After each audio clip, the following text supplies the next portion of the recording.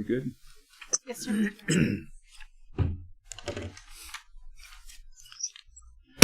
Call meeting to order. Shelley can do roll call, please. Yes, sir, Mr. Mayor. District 1, Councilman Rios. Present. District 2, Councilman Pastor. Present. District 3, Councilman Leatham. Present. District 4, Vice Mayor Stapleton. Here. District 5, Councilwoman Giles. Here. District 6, Councilman Shipley. Here. Mayor Gumeros. Here. We have a quorum, Mr. Mayor. Thank you, Shelley. Charlene, can you lead us in the invocation, please? Sure. Dear Lord, guide our community through these uncertain times we're living in. Please bestow extra blessings upon all the workers in the trenches, from the store clerks to the street and utility workers to the police and fire personnel. We ask an extra blessing on each person and their loved ones that are battling this current sickness. In Jesus' name, amen. Amen. Jesse, can you lead us in the pledge? Allegiance to the flag of the United States of America and to the republic for which it stands, one nation, under God, indivisible, with justice for all.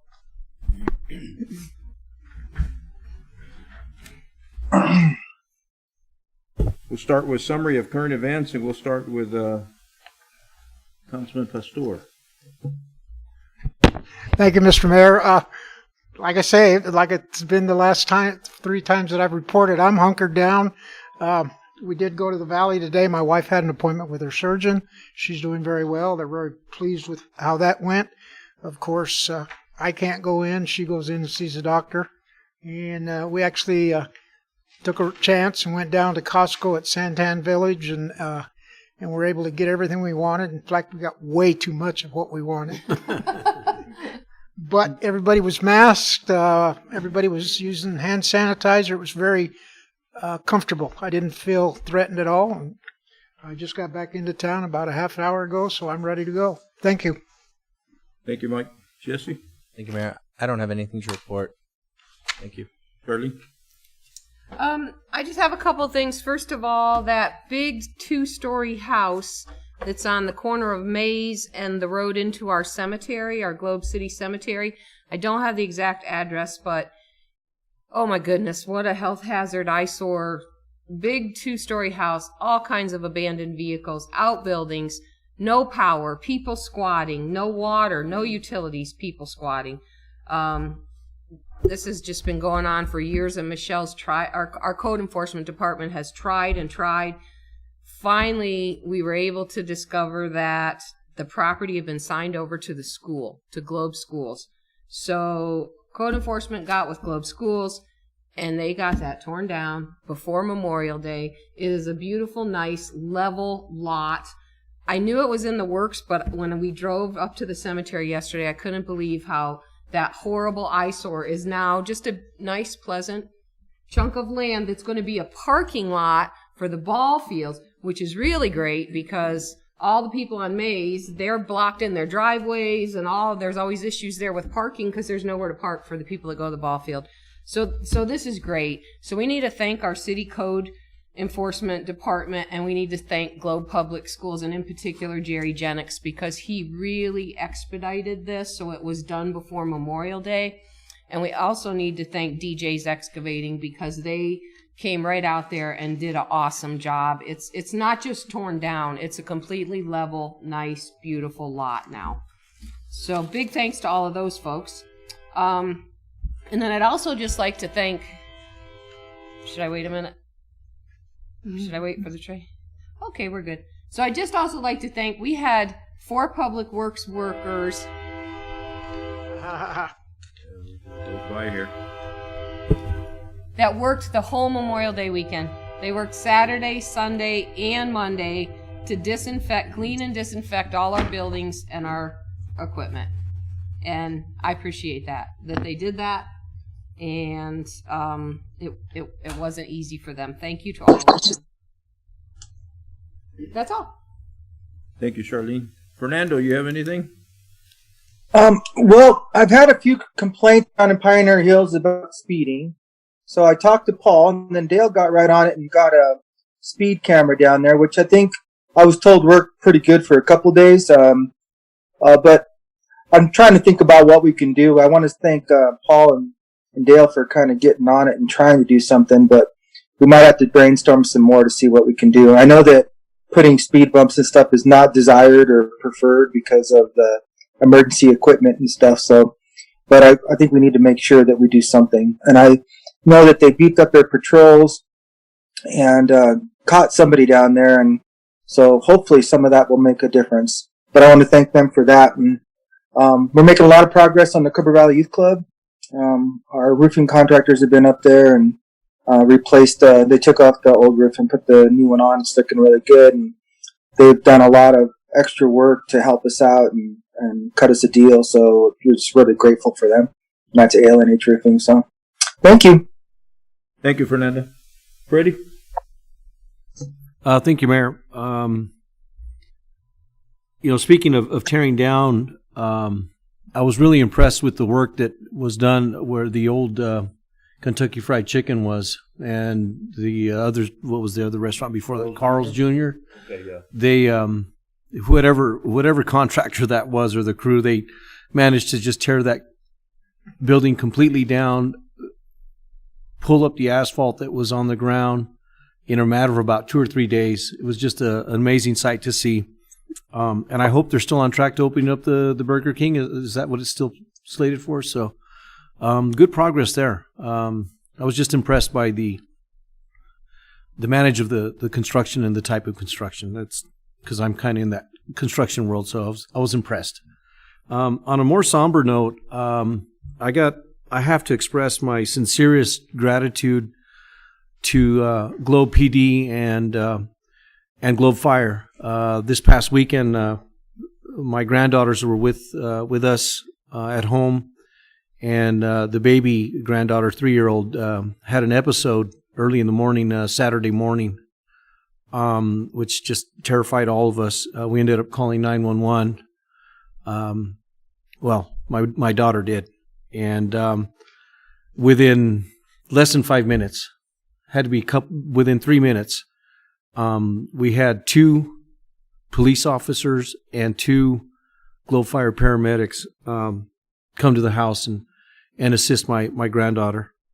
And I just want to publicly thank them and let our public know that these are the things that I've always touted about what we need to have as an A1 organization is to have this quality of life where we can expect and want and need responses like this in cases of emergency, and I truly did have one. Paramedics were the paramedic was Tom Murtha, the EMT Scott Hatch, police department we had Jesus Verdugo, and I hope I pronounced this name right, Natalia Loma Hema. Loma Homanina, but I probably butchered that too. Still. Yeah, Loma Homania. Homania. Yeah. And I apologize for beating up the name. I knew I would as much as I practiced, but it's not the name really that I'm most proud about. It's the action that these 4 members of our city emergency staff delivered. Thankfully, my granddaughter is home now. She overcame the episode she had. I'm sure she's going to have to see a specialist down the road, but we went to go see her yesterday, and it's like nothing ever happened, which just kills me because she doesn't remember it, but she acts like nothing ever happened. So maybe it's a good thing she didn't remember it. But I just want to publicly let everybody know that myself and my family are so appreciative of the response that we got. So thank you, Mayor. Thank you, Freddie. Mike? I just have a few things, Mayor. Thank you. First of all, businesses downtown are slowly opening up. So just a reminder to be patient and friendly. It's been 6, 7, 8 weeks for some of us that have been closed, and we're slowly getting back on our feet, and everything's going fine. So just shop local and be patient and like I said, be friendly. So that is important to all the businesses downtown. And I want to piggyback what Charlene said. That house on the corner. What a difference. I've been fighting that for 4 or 5 years now, and there was no running water, no electricity. 10, 12, 15 people living at that property at one time.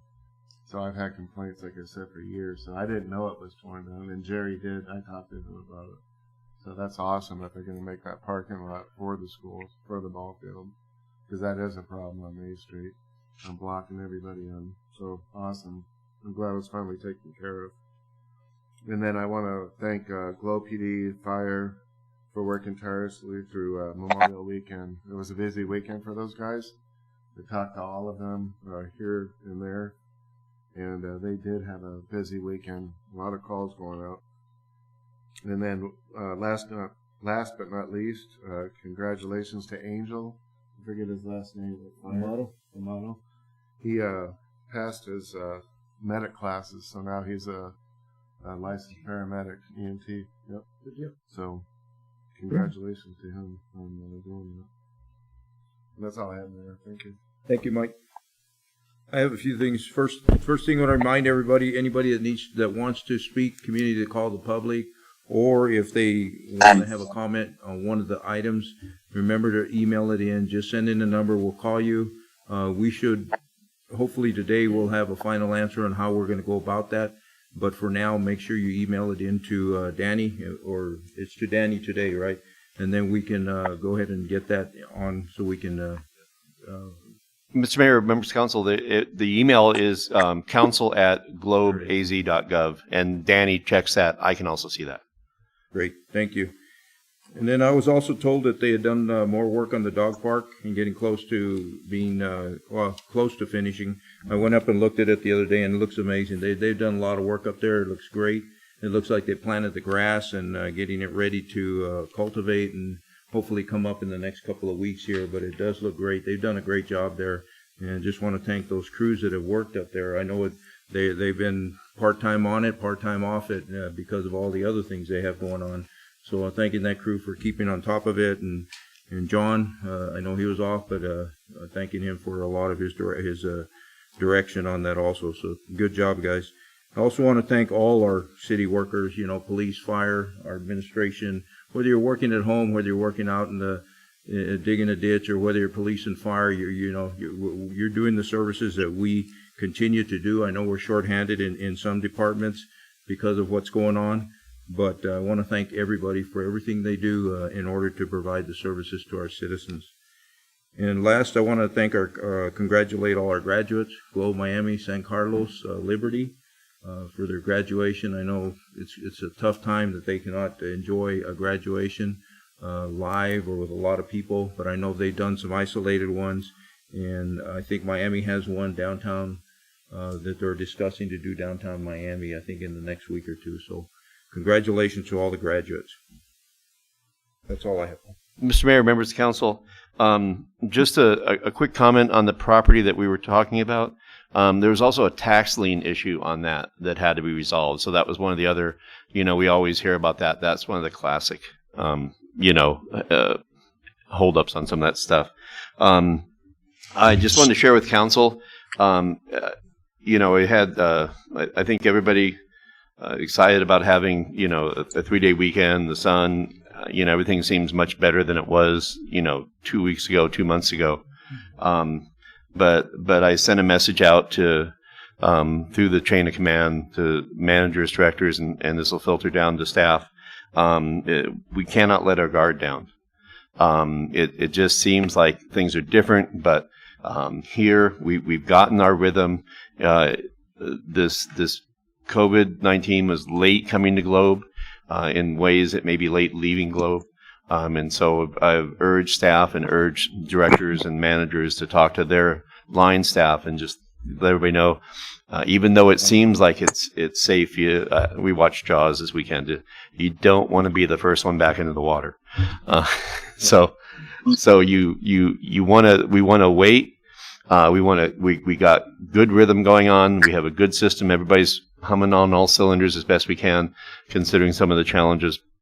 I don't think that we're going to even contemplate administratively change until we get everybody back on board and get a couple weeks behind us, and then start looking at ways that we can change it up slowly.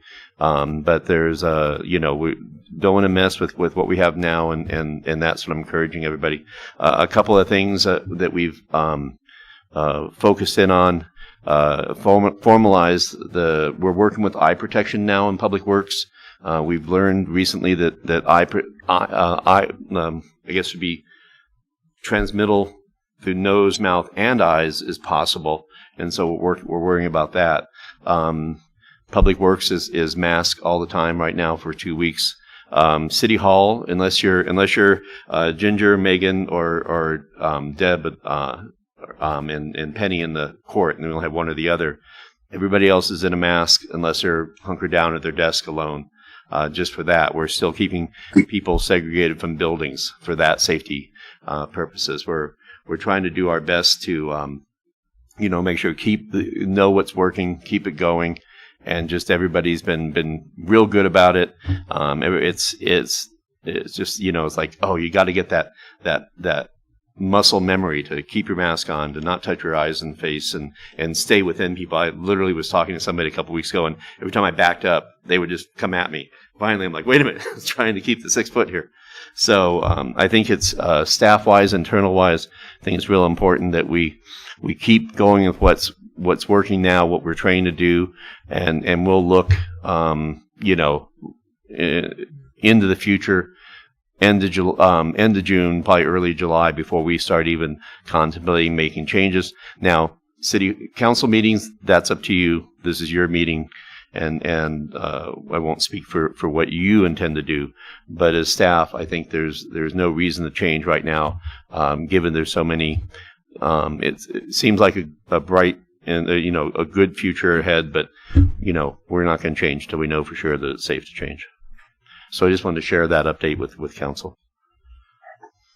Mr. Mayor, one other thing. I did want to say congratulations to Commander Casilla, who has his first grandson, a baby boy, was born last week and healthy. And I don't remember the name, but AJ is pretty darn excited about it. So if you see AJ, welcome his new recruit, future. It's a boy, so if it's a girl too, it could still be a recruit for Globe PD. I'll stick my foot in that one. Sign him up for the cadet program. Yep, we got the junior cadet program, the diaper cadet. So, Mr. Mayor, members of council, that's all I got for you. Thank you, Paul. Next, we have community call to the public. Do we have any emails at all, Daniel, at this time? So remember to send that in, and we will address them as they come in. We have one more community to call, or if you want to speak on an item, make sure that you get it into Daniel as soon as you can. So we got special presentations and ceremonial matters. First, we have EPS Group will provide an update on the Pinal Creek number 8603, also known as Connie's Bridge Replacement Project. And I guess we have Matt Truitt. Mr. Mayor, members of council, Matt Truitt should be coming up here. We invited Matt. Matt's company, EPS, won the bid for, hey, Matt, there he is. Was selected through the procurement process for the design company for the bridge. We had a project kickoff. They're just about to start rolling up their sleeves on this. But I asked Matt to come and share with council kind of what the design challenges are with this bridge, kind of where they're at on the design, and this is what they put together just in preparation for the procurement, and then a couple other issues about aesthetics and things like that. There's going to be a public process. There'll be a lot of work going forward and outreach, but I figure the first place to start with outreach is to let this council hear about the project and share any concerns. No one knows that intersection more than all of you. Not everything is possible. We do have a limited budget, and there are constraints, but I think Matt would be happy to hear from you as to kind of what you know about that and your concerns and hopes and dreams. So, Matt, I turn it over to you. Thank you, Paul. Mr. Mayor, members of the council, I appreciate the opportunity to come and visit with you briefly about this project. We are very excited to be working on it. Just wanted to note, we also have our structural engineer, Nathan Palmer, on the call today in case we have any questions there. But as Paul indicated, I'm going to share my screen and go through just a couple of high-level slides with you guys. Here, you can get this. Not yet. I'm getting there. We still see. Hopefully. Call this Zoom stress. No, it's just, I think there's a little bit of a lag. There you All right. Are you guys all seeing the first slide of the council presentation?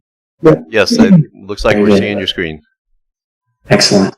So as Paul mentioned, we are at the very beginning of this project. We officially got a notice to proceed a couple of weeks ago, back in April. But we've been doing some of the preliminary engineering, the drainage evaluations, traffic, those sorts of things as we ramp up for this project. We have not done any formal design as of yet, as we had our kickoff meeting last week. And the purpose of that meeting was to introduce the project to the stakeholders in the area and to begin to solicit feedback on what we understand as the major project issues, as well as share a conceptual alternative that we've looked at and just kind of get that conversation going and hear from everyone who's around there what issues are most important and if there's anything else that we need to be looking at with this project. So with the first slide that I'll show here, this is a high-level slide that we put together that demonstrated some of the key project features of the area. We know that we have the Arizona Eastern Railway going right through the center of this particular project. There are numerous stakeholders, private stakeholders in the area that we need to be sensitive to their needs and make sure that we provide a solution that works for them. Those stakeholders include residents, the Connie store. There are also some heavy equipment businesses up Ruiz Canyon Road and numerous other businesses to the south and east on Jesse Hayes Road.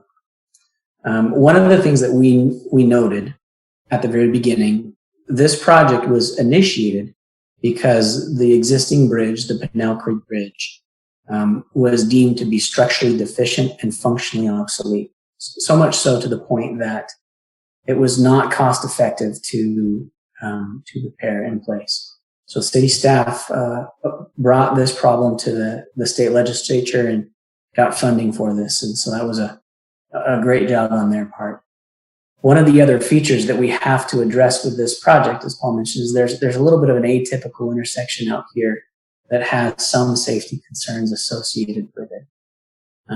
When we look at this project, we want to address those safety concerns, and we also want to optimize traffic through the area. We know that residents want to get across Pinell Creek and onto Jesse Hayes Road. This is the only bridged crossing of Pinell Creek in this area. One of the important things that we'll be working on is making sure we have a robust bridge selection that is cost effective and easy to maintain. There's going to be a lot of utility coordination that we have to incorporate into this design process as well. We'll be looking at the soil conditions or geotechnical conditions out there. And there is also a fairly substantial drainage design that will go along with this, as Pinell Creek, as you know, is a receptor for quite a bit of flow in this area. We're also going to take a look at the environmental impacts. A couple of the other things that we looked at when we were beginning this project, we noted that there were, as I mentioned, existing utilities through the area that we'll need to try to avoid. There is an existing wooden railroad bridge in the vicinity of this project. The budget that we have is doable, but it doesn't have a whole lot of extra wiggle room in there if we end up impacting other structures. So we're going to do our very best to avoid any impacts to that. We know that there's another atypical intersection here with Jesse Hayes Road and Buena Vista Road. At this particular location, there's about a 2 to 3 foot grade separation between those two roadways. So we had all of these study area features in mind when we came up with our initial design concept.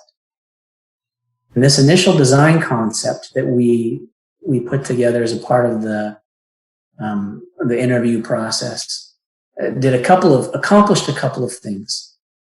One of the first things is that it relocated the existing bridge and intersection from its current location over to the Hill Street alignment. Not exactly on Hill Street, but pretty close to it. What this did is it allowed us to create or accentuate direct traffic movements between the downtown and Jesse Hayes Road right here. It also allowed us to create a more typical intersection configuration with 4 legs at 90 degrees from one another. Another key feature of this conceptual alignment that we originally developed is that it kind of threads the needle between those utilities that I was mentioning and the existing railroad bridge. Those are both features that we're going to try to avoid to maintain lower costs. One of the other elements that we incorporated into this design is we lined up the existing Broad Street's kind of on a curve. So we flattened out that intersection a bit to line up the lanes as people approach. And it just helps cars see other oncoming cars, especially when you're making left-hand turn movements through there. Another positive feature is this particular alignment takes advantage of city-owned property in this area, so it minimizes right-of-way impacts. Another thing that we were proposing with this, we also were improving the intersection I highlighted previously between Buena Vista Road and Jesse Hayes Road. We're creating a typical intersection here. And we're also proposing to maintain existing drainage patterns through there, which is important. When we were out on the site, we've been out several times, we noticed that Connie's store is quite a busy store. And so we didn't want to disrupt their parking patterns or ability for people to access that store. So we shifted the alignment away to provide or accommodate, I should say, a lot of the existing on-street traffic that's in the area. And the other thing, as we mentioned previously, there's some heavy equipment yard further to the south up Ruiz Canyon Road. So we modified the curve radii through here to make sure that they could accommodate a larger truck, a larger vehicle through that area. So these are some of the initial design elements that we have put into our rough draft concept. Again, we really haven't begun the official design process. Our intent is to do that once we receive this last bit of feedback from you guys. Matt, we have a question. Yes. Hi, Matt. My name's Charlene. My question is on the 4-way stop. So it looks to me like that could be many things. Is it a 4-way stop with stop signs? Is there going to be a light there? Is it a roundabout? What are your thoughts? That's a very good question. It is not a roundabout. Our traffic engineer, when he looked at this at first, the direct answer is we're proposing a 2-way stop at this intersection right here, and we would be stopping Broad Street. Some of the reasons for that, one, the traffic modeling that we've done supports that approach, but there are other advantages to not stopping traffic on this Hill Street, Jesse Hayes Road connection. They primarily have to do with the railroad operation. If you stop traffic this close to an existing railroad, it triggers some warrants that might make you want to install a street light at that location, because cars that would be stopping there could potentially be in conflict with an oncoming train. So by allowing this roadway, this connection to be free flowing, no stop control, it eliminates that conflict, and it eliminates the need for a traffic signal at this location, which would be quite expensive. Does that answer your question? It does, but I would like to know what quite expensive means. A traffic signal in this area would likely range in the order of $350,000 to $400,000. Okay, thank you. Mike, do you have a question? Yeah, You're welcome. Matt, on the next intersection over here by, I guess what you'd say Connie's and Jess Hayes Road, where Yes. it's supposed to be free flowing. Now I have several constituents who live along Just Hayes Road there, in between Connie's and up to the oil company, the pass Okay. there. And Yes. their concern is there's enough speed coming off of the current Connie's Bridge, and with this remodified one, they're worried that the speed is going to become an increased problem in their neighborhood from that intersection down to Oil Creek Drive or Oil Can Road. yeah, Oil Can. Okay. Oil Can Road. So I don't know. I think you need to evaluate that because, like I say, I've been getting several calls here lately with the amount of traffic that's coming across and over Jess Hayes Road pretty quick. I've talked to the chief of police about increased patrols and radar out there, but I don't know if that's happened yet. So you need to be aware that that's a problem, and if we're going to have public meetings, I'm sure some of the constituents will be concerned about that free-flowing intersection or whatever you're calling it here. I appreciate the heads up on that. I do think functionally this should behave similar, it should behave the same as the existing Connie's Bridge connection, because at this point, once you get to here, traffic that would have come, well, I mean, this is free flowing already, isn't stop controlled, but I don't believe the conditions change any than what would exist as far as the traffic's ability to be at speed through here than they do today. I suppose one thing we could consider is if there were any desire to try to do any traffic calming here. There isn't a whole lot of room to. It's real tight.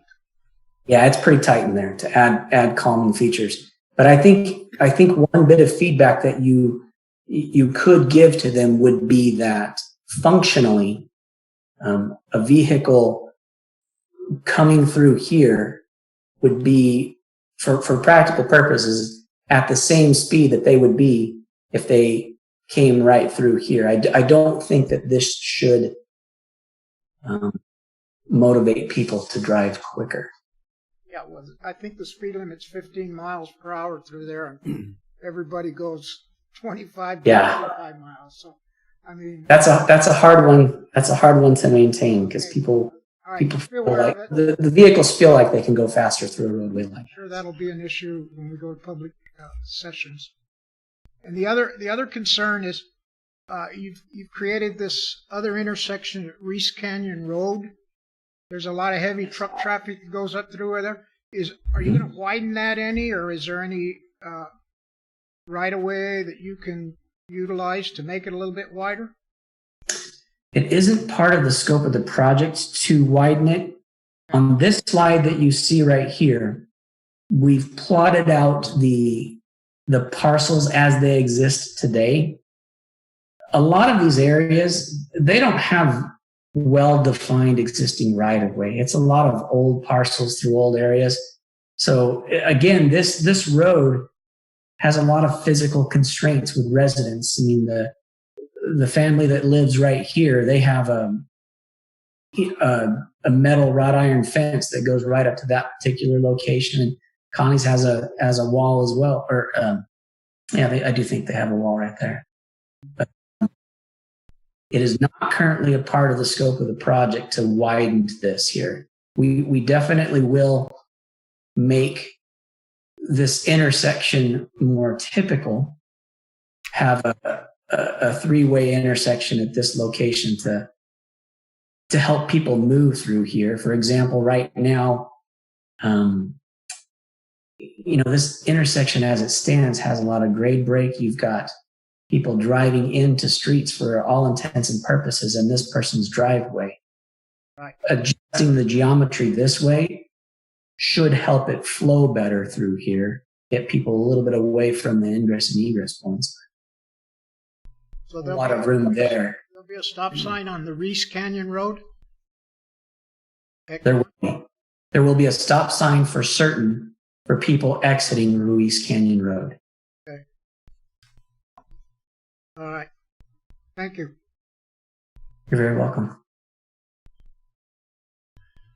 Mr. Mayor, Matt, just a quick question. You've been working with some of the private company owners in that area. Do they express concerns about? What are they worried about? So I've gone in and visited with the manager of Connie's.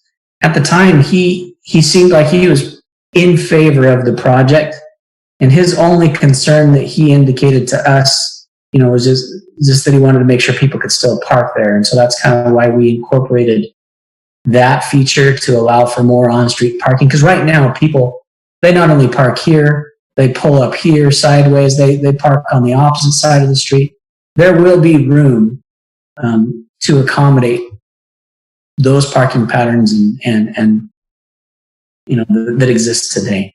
The other business owner that we visited with, and I apologize, I'm forgetting his name. It starts with a D. He owns the heavy equipment company up the road. Domelin? Frank Domelin? Yes. I believe he was present during the interview process and made a point afterwards to come up and express appreciation for the design elements that we've incorporated to make sure that the trucks can still get through there. So those are the only two that we've spoken with personally at this point. We'll look to get more feedback from the public when we go out to them after the initial design phase. Matt, thank you. You're welcome. I don't want to take up too much time on the presentation. I'll allow for more for questions, but we did want to bring before the council, as we move through this project, as we get started here, a lot of the design criteria will dictate the type of bridge that we will recommend. It's something that has to work with the drainage. It's something that has to work with the soils that we identify. It has to be the roadway and geometry. So there will be giving you a recommendation for what types of structures can meet those criteria and be cost effective to stay within the budget. But where we would really like to just kind of prime the pump a little bit and get you guys thinking about one area where you have an opportunity to affect the design is in the aesthetics.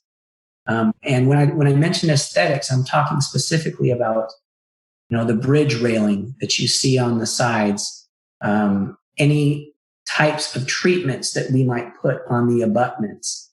We would be looking to the council for your feedback on what general theme you might like to see with this structure, something that reflects the city and speaks to the residents around here. We'd be looking for feedback in the future about what kind of color palettes are you looking for. I mean, you can add pigment to bridges to give them a little bit more aesthetic appeal.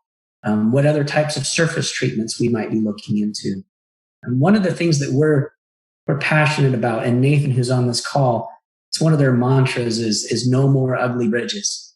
And so we try to do things that we can incorporate into the actual structural elements of the bridge to make it look like something nice. For example, when I talk about general theming, this bridge is right up against the Arizona Eastern Railway.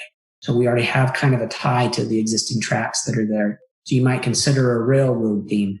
And these are two renderings that Structural Grace and or Consort created today. The first one that kind of creates, you can get the feel of, some railways and ties. It's just little things that speak to the theme. Same type of thing on the second conceptual one.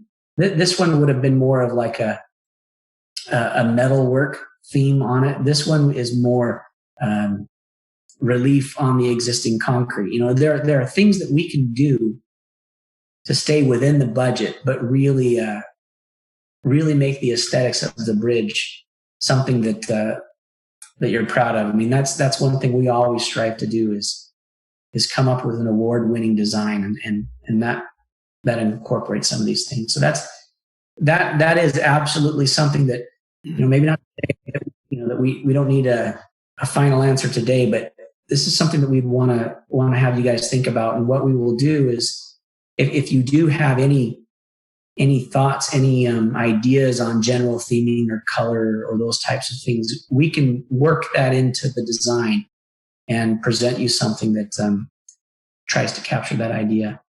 And the only caveat I would say is we're gonna do our best to make sure any design recommendations or any aesthetic treatments that we recommend are cost effective and fit within the budget of the project. Matt, have you considered nighttime lighting across that bridge? We have. There will be lighting. We didn't get that into the renderings today. This was something that hats off to Structural Grace. They were their bridge architect was out of town. He got the word, I believe Sunday night, that we were going to look for some renderings and for a couple of really good ideas today. Hey Matt, I just wanted to jump in real quick. The second rendering on the bottom, you can see at the kind of the four corners of the bridge. Those are somewhat intended to be lighting. It would be more of a pedestrian lighting than a street lighting. But it was just, a concept that we have in there right now, and obviously we can work with the city on that. So I think lighting will be key for the bridge. It's not only a safety thing, but it's it also helps to deter any sort of vandalism or people hanging out there or anything like that. And it's just a nicer feature. It helps people feel safe when they're going across. Thank you. Mike? Thank you. Matt, this is Councilman Pastor again. Excuse me. That's going to be a pedestrian walk on one side? Yes. We have sidewalk incorporated onto one side of the structure. Okay. And, similar to what it has today. Okay, and the two concepts that you're showing now, one is like fully suspended across the creek, and the other one has a support in the middle. So that's just an individual choice or determination? Actually, those are two. Nathan could chime in, but those are two of the likely structural solutions that we'll end up with. Okay. Yeah, it really depends on the drainage analysis and the roadway profile to give us an idea of how deep of a structure we're able to put in that location. So depending on that depth, if it's significant, it could be single span and span the entire waterway. But if it needs to be more shallow, then it would be probably more like a two-span bridge. And when Nathan's mentioning depth, he's talking about the thickness of the deck, the bridge deck itself, just to let the water through. And then I just have one other question. I live up the street from where this bridge is going to be placed, and that creek that we're talking about, where the railroad track bridge is, that creek is pretty heavy flowing when we get some heavy rains. So I'm sure you guys are looking at the rate of flow and everything there, but be aware. Yeah, I was looking at this morning, and I'm sure you've seen it. That existing those culverts underneath Broad Street, they can't accommodate every storm that's going to go through there. They might be able to take about 1,700 cubic feet of water per second at best. Yeah, I've seen it flow pretty heavy coming down off of that creek, and just be aware that there is some heavy flow coming down. Yeah, we've been looking at the drainage this first month, and we look at it all sorts of different design storms, and that's something we're quite aware of. This whole area, Canal Creek, McMillan Wash, both, they don't have capacity to carry the large 100-year events. So it's something we're very aware of, and as Nathan was indicating, as we do our design, one of the key things that we're going to be looking at is trying to find as many ways as we can to make sure we're maintaining the capacity that Pinal Creek currently has. And again, Pinal Creek doesn't hold everything. I mean, there's a floodplain floodway that courses through this area, but we're trying to make sure that it is at least as good as what's there today. That McMillan Wash runs pretty strong when we have heavy rain in this area. Yeah, and unfortunately, there isn't really an opportunity, at least with this project scope, to enhance the capacity of McMillan Wash, because we're trying to. I'm going to go back a couple of slides. We're trying to keep the costs for these improvements within the budget that the state has allotted, and to address the flows that you're bringing up, which are very valid points, you would have to start working on another bridge structure at this location and potentially, snowball into the railroad bridge. So McMillan Wash, as it comes down, it will break the banks. The flows will, in larger storm events and pour through the area. We're looking at the flows that come in here through that. But our primary focus is making sure the water surface elevation after the bridge is built is, I believe we're getting ready to do a study on the McMillan Wash area, or Corps of Engineers. Yeah, I think we're just having our FEMA maps relooked at, which will reestablish that. And I think we've had that conversation with EPS. Well, I'd hate to get this bridge built and find out it gets washed out by McMillan. So just be aware of it. Freddie, No, it's you're if anything, you're vindicating the analysis we've already done. When we did it, we looked at it and we thought, wow, the waters don't stay in these washes. And anecdotally, that sounds like that is the case. Thank you. We got another question, Matt. Thank you, Yes. Mayor. Council member Pastor had asked the question that I was going to ask. Okay. Thank you. Charlie? So I have a question back on McMillan Wash. Are there going to be new culverts installed, or how is that water going to be dealt with? There are no proposed new culverts with this project. From a cost standpoint, I don't think it would fit within the budget that has been awarded by the state. My honest opinion, a lot of these washes through here just don't have capacity for the large storms that are going through there. If not this bridge, the bridge that's right, oops, you've got a culvert right up here. There are quite a bit of bottlenecks in these washes.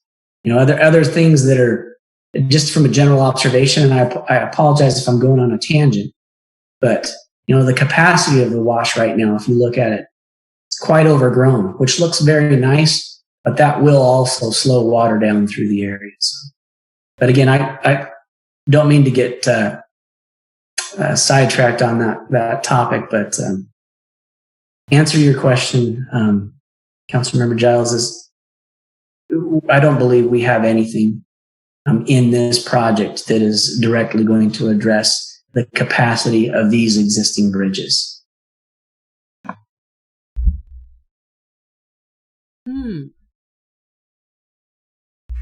Mr. Mayor. Freddie? Yeah, obviously, as we see these, I'm sorry, this is Councilman Rios. We see these, as we see these plans and these designs, and we start expanding more and more, I think we have to remember that our focus was, what are we going to do with Connie's Bridge? And I get and I appreciate what you're looking at, what you're trying to do. But when we first talked about Connie's Bridge, there was never a discussion about what about the other bridges around it. And I think it's going to be a difficult task for us to try and manage Connie's Bridge and then expand beyond that with the funds that we've received. I could be wrong on that, but that's just my observation. I think that's an accurate observation. The budget we have, as I mentioned, is a fairly tight budget for even the amount of work that we're proposing to do with these roadway realignments and bridges. It's not to say that these other issues that you're bringing up aren't real issues. They're just not the primary focus that we've been tasked to address with this project.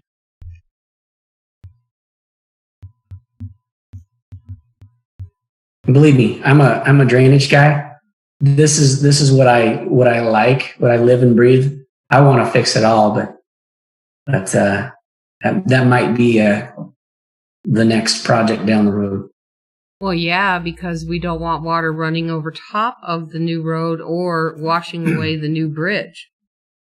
Well, Both and bad things. I apologize. And one caveat I should mention is whenever you design a roadway, you have to draw a line in the sand and say, to what extent am I going to design this roadway to? I mean, you'll have a storm that might happen every 2 years or something like that. That's going to pass through here just fine. 10-year storm pass through here just fine. The types of storms that I'm talking about are the much larger events, the 20, the 50 or the 100-year storms for certain. Those are the ones that just can't get through the area. Typically, ADOT for roadways of this classification, you need to design this so that it could accommodate a 25-year storm, meaning the water from a 25-year storm can pass beneath it. And it's perfectly acceptable for these bridges. They'll survive for water from larger events to go over the tops of them. So we design them to handle the bigger storms over the top, if you will. Yeah, for the larger events, the largest one you can imagine, the roadway will be gone before the bridge is. So, Right. True. The entire city will experience more than just McMillan Wash. There's a potential for some damage. Yeah.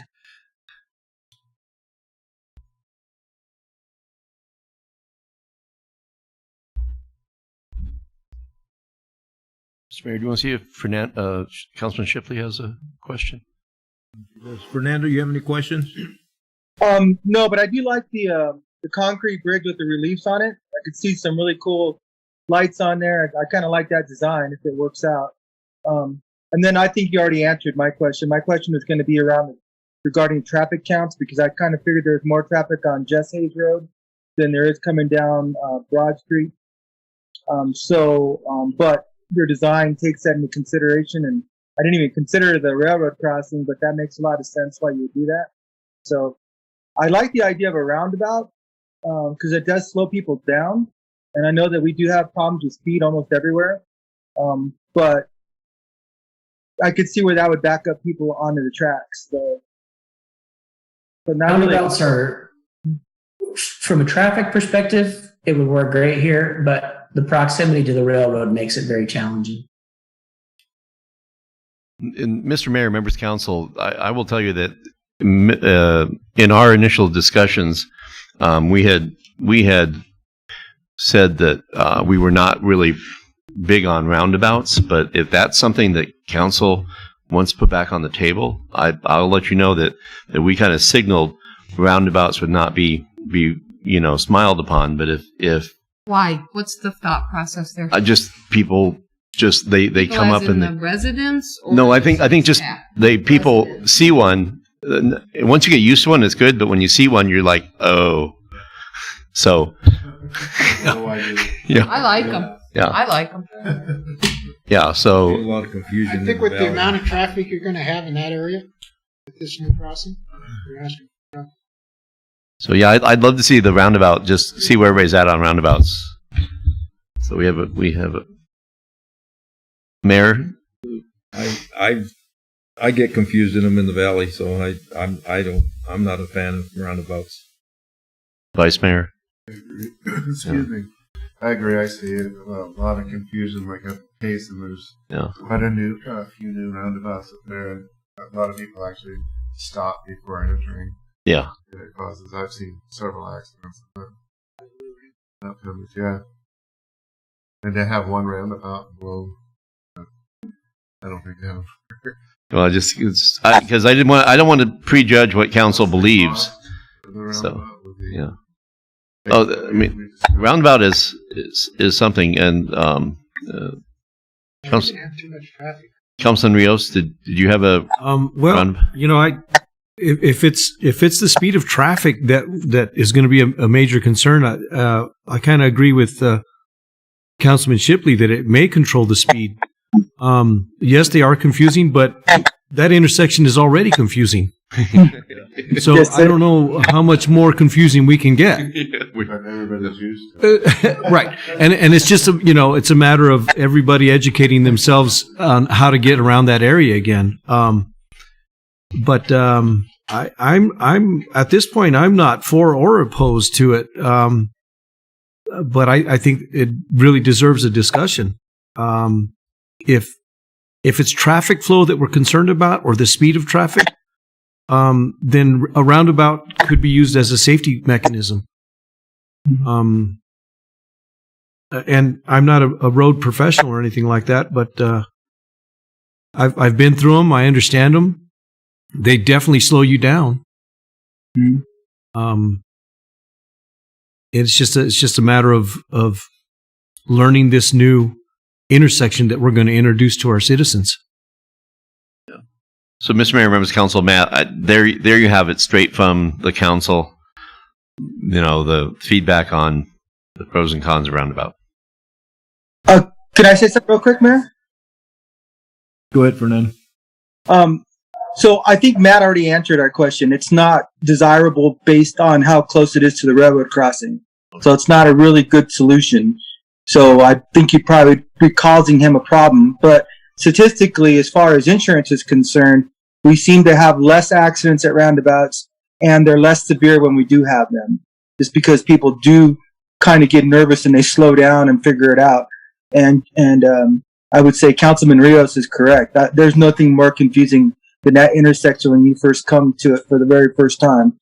You don't know what you're doing. But I would defer to the experts on the design. I think they probably know more about how to design it correctly and safely. So, thank you. So my 2 cents, we could probably figure something out that would work here that incorporates a roundabout. But the other thing I would mention is that this traditional 4-legged intersection will solve the confusion that exists. At the existing one, it will be in the character of the roadways that are in the area. Typically speaking, whenever we've gone out to introduce a roundabout concept for public feedback, it's quite common for there to be a lot of pushback. For some reason, people don't like them as well, and so that's why we recommended this one initially, which was it addresses the issues. It's a little more intuitive to to drive, quite a bit more intuitive than what's out there now, but it will get the job done. It'll meet the traffic needs. So that's kind of why we're leaning in that direction. There will be, if you were to put a roundabout in there, we could get it to fit, but we would most certainly end up with a few more utility impacts in this area, which isn't the end of the world, but that would be something that would come with a roundabout. Ready. So thinking a little about the roundabout, I would imagine that those semi trucks that run through there are going to have a really difficult time going through that, won't they?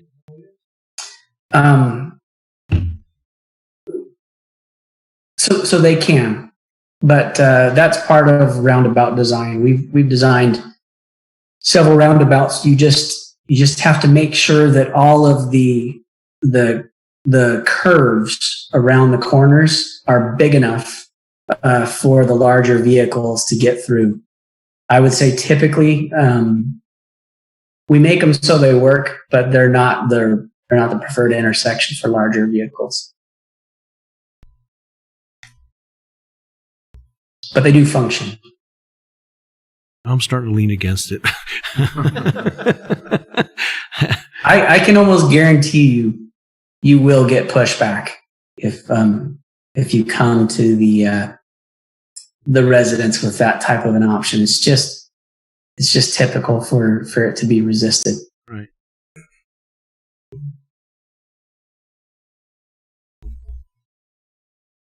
Well, personally, I like the design. Mm-hmm. No, it's good design. Are there any other things that you guys, I mean, with your intimate knowledge of the area, that you guys see that maybe we haven't seen yet? Any other features? Hey, make sure you miss this or that or. Mayor, Go ahead, Fernando. I have seen a 100-year event where the water was up to the bridge, and we were worried it's going to wash it away, the existing one. Will this bridge be any higher, or will it be about the same level? The elevation of the bridge is going to be governed somewhat by the elevation of these tracks, because this will be an at-grade railroad crossing. So we got to make sure that the roadway and the tops of those rails are as flat and as level as can be. One of the things that I would point is the existing bridge has quite a few more spans within the creek. And not only that, you can see how these spans here, the first couple of them, the piers line up, but with expansion project after the fact, they put offset piers through here. So this almost looks like to a large flow event, like a trash rack. If you have a tree or some heavy, large debris that's being pushed down through here, it's more likely that the larger number of piers will catch and block flow. That's why some of the initial designs that we're looking at are either a free span with nothing in the middle to collect debris, or limiting it to one if at all possible.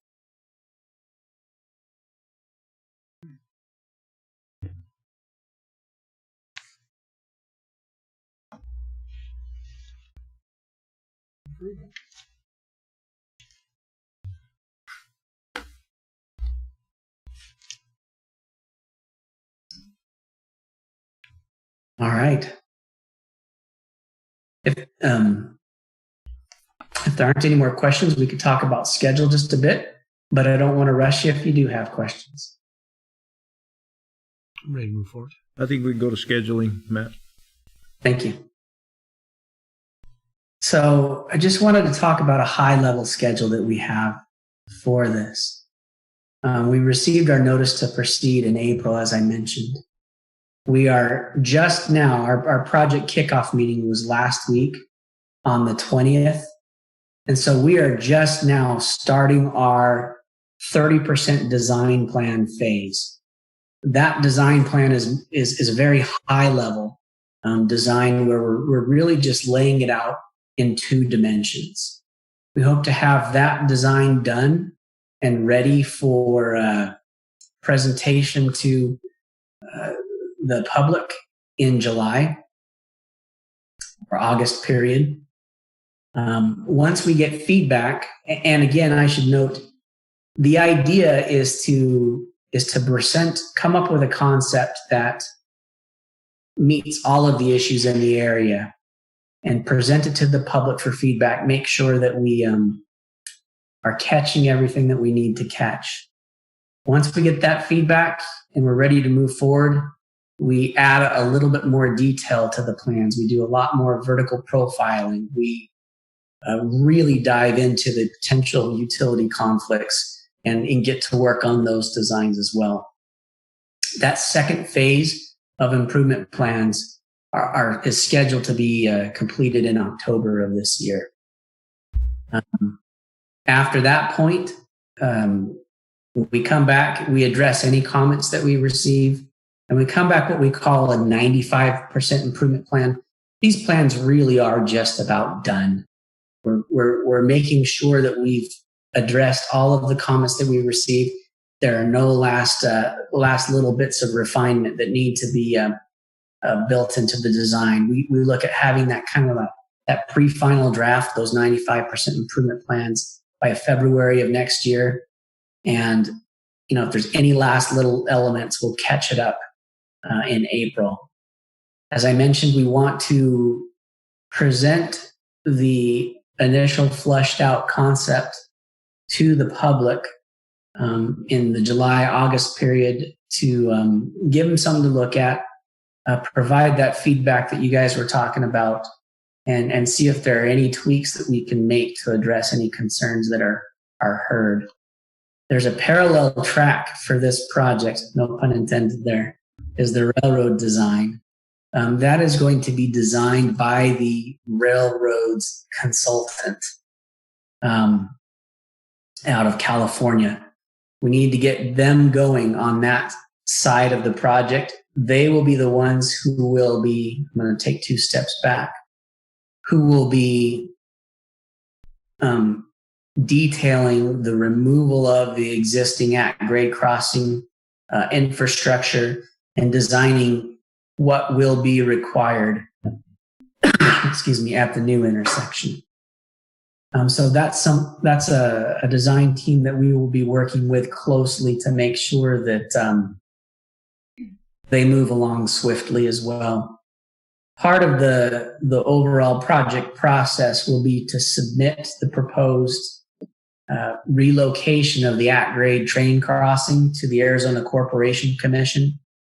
So that's why we want to work closely with the railroad's engineer to make sure that they get their design to where it needs to be, because once we begin that process with the Arizona Corporation Commission, that has about a 6-month fuse on it.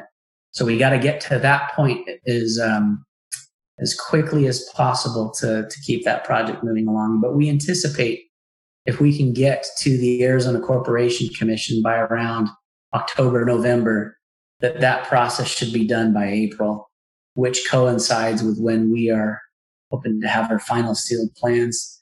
The end target is to have a bid-ready project by next summer for that.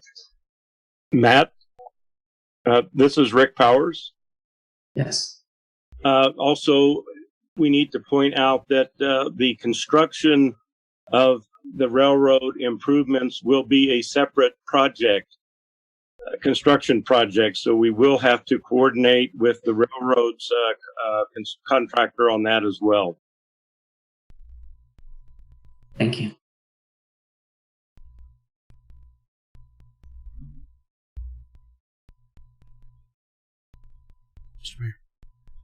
Ready? Matt, Councilman Rios, so according to your schedule, when we go to public outreach, they'll be looking at a 30% plan or 30% design. Is that sufficient design for public to to view and voice their comments on? I would believe so. Generally, that's a good point in the project because you've fleshed out the horizontal layout to a certain degree that they can see it, they can wrap their brains around it. It's early enough in the project, or it's far enough along in the project, excuse me, that that you can see the design concept and how it interacts with the study area features that they're most concerned about. But it's also early enough in the project that if there is something that they point out, a design issue that that they want adjusted, it's early enough to incorporate it into the improvement plans. What we really start fleshing out at the 60 and 95 are some of the structural details that Nathan will be working on. We work on the utility conflicts that are in the area. The vertical profile, as I mentioned, it's really going to be driven by the railroad design through here, so there won't be as much of an opportunity to adjust that. That will govern. Thank you. Mm-hmm.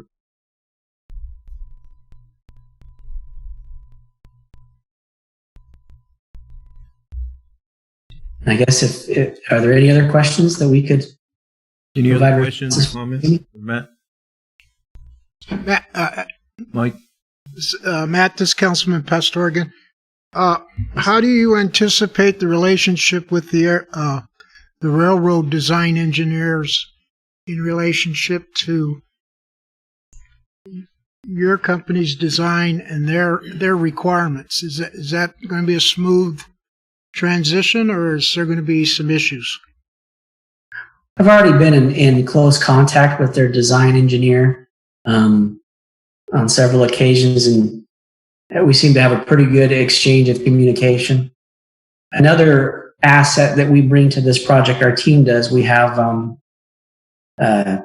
Alex Popovici on our team, who was the regional representative for one of the major railroads for quite a long time.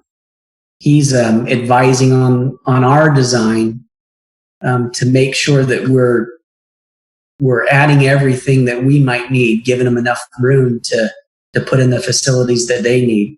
So I don't anticipate it being a problem. It seems to be working quite well right now. Okay. Thank you. Mr. Mayor, members of council, Councilman Pastor, the relationship with the railroad is a very important relationship.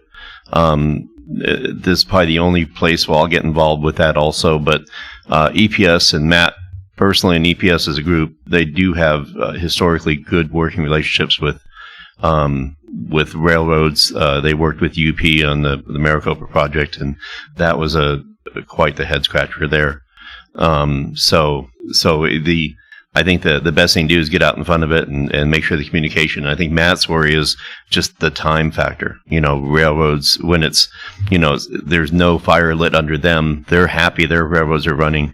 We just got to get them to help us. They're pretty territorial. Yeah. But this is something that we're initiating, and so we're paying, we're footing most of the, if not all of the costs on this, because if you have a wood fence and you want to build a brick fence and your neighbor's happy with the wood fence, and you really want the brick fence, and you pay the freight. But I think the partnership and the communication, we've already had some meetings, and I think they'll be strong. Agree, Matt? Absolutely. I think that's key, is communication. Like I said, we started early on visiting with their design engineer, making sure he's completely up to speed on everything that we're looking at and planning. And really from a design perspective, our job is to just work together. It's not an adversarial relationship. We like helping each other out.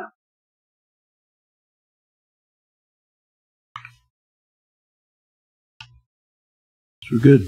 Thank you, Matt. Thank you. Matt, thank you so much. Appreciate you joining us from your humble abode, wherever you are. I appreciate the time, and I mean, I'd always extend the invite. If you guys do have any questions, you can always reach out to us. I mean, the way these projects work is via communication and having an open line. So just let us know if there's anything else we can do to answer any questions or help out there. And Matt, you worked on another big project here in Globe. What was that? The US 60? We did the water line replacement a few years back. Yeah. So you got some of your own Globe roots here. So we do. Thank you. Thank you, Matt. Matt, thank you. Thank you, Matt. Thank you, guys. Item B, presentation of the results of the Structural Globe Community Center pool engineering study and cost estimates. And we have Ethan Bluff. And Mr. Mayor, members of council, like I say, I do believe that given everything that's gone on budget-wise and with the downturn in the economy, we had hopes and dreams of this year speaking about this as part of the budget. I think right now it's very tenuous at best. But the bottom line is we did have our partners, Freeport, help us with a serious engineering study of the community pool. And I think it bears good time as any to roll that out, both the what was done, how it was done, and the cost estimates came up. We don't know what's going to happen with the in the future with the budget. We're waiting to see. So I'm not considering proposing this for this year's budget, but I think it's good to just have this information and share with the public what they found. So Ethan, if you're there, go ahead and take over. Yes, can you guys hear me all right? Mayor Gamero says yes, we can hear you. Oh, great. Well, thank you, Mr. Mayor and members of the council for providing me this opportunity to present to you what we've done. It's been almost a year since last time I presented to council when we initially started down the road working with FMI to procure the funding to do this study. And so I'm really pleased to share with you the results of the study, as well as the budgetary cost estimate that we've been able to put together based on the findings from the study. So can everyone see my screen? Yes, we can. Great. So let's see. Just very quickly, keep it short and sweet for you guys. Just want to present who we are, give you an update of our capabilities and what we do, what we've done for you thus far, and then also what we can do for you moving forward if decisions are made and funding is procured to move forward with the project. So real quick, so Structural Technologies is our parent company, and we're divided into two halves. So we have Structural Technologies and Simco on the engineering, state-of-the-art product development, and also service life modeling. So basically all the engineering and engineering support for us. And then on the specialty contracting side, we have all of our different partners. So Structural, who I work for, who is our open shop contractor, Pullman, who is our union, and then we also provide hydro demolition and then some of our product offerings as well through VSL and Top Core. So as a company, we've been around since 1976. We do just over $600 million a year in revenues. We have 23 offices here in the United States and 3 in the Middle East. So based on our size and the kind of work that we do, we're actually ranked as the largest concrete repair contractor in the country. And we work about 2,000 projects annually and very wide range.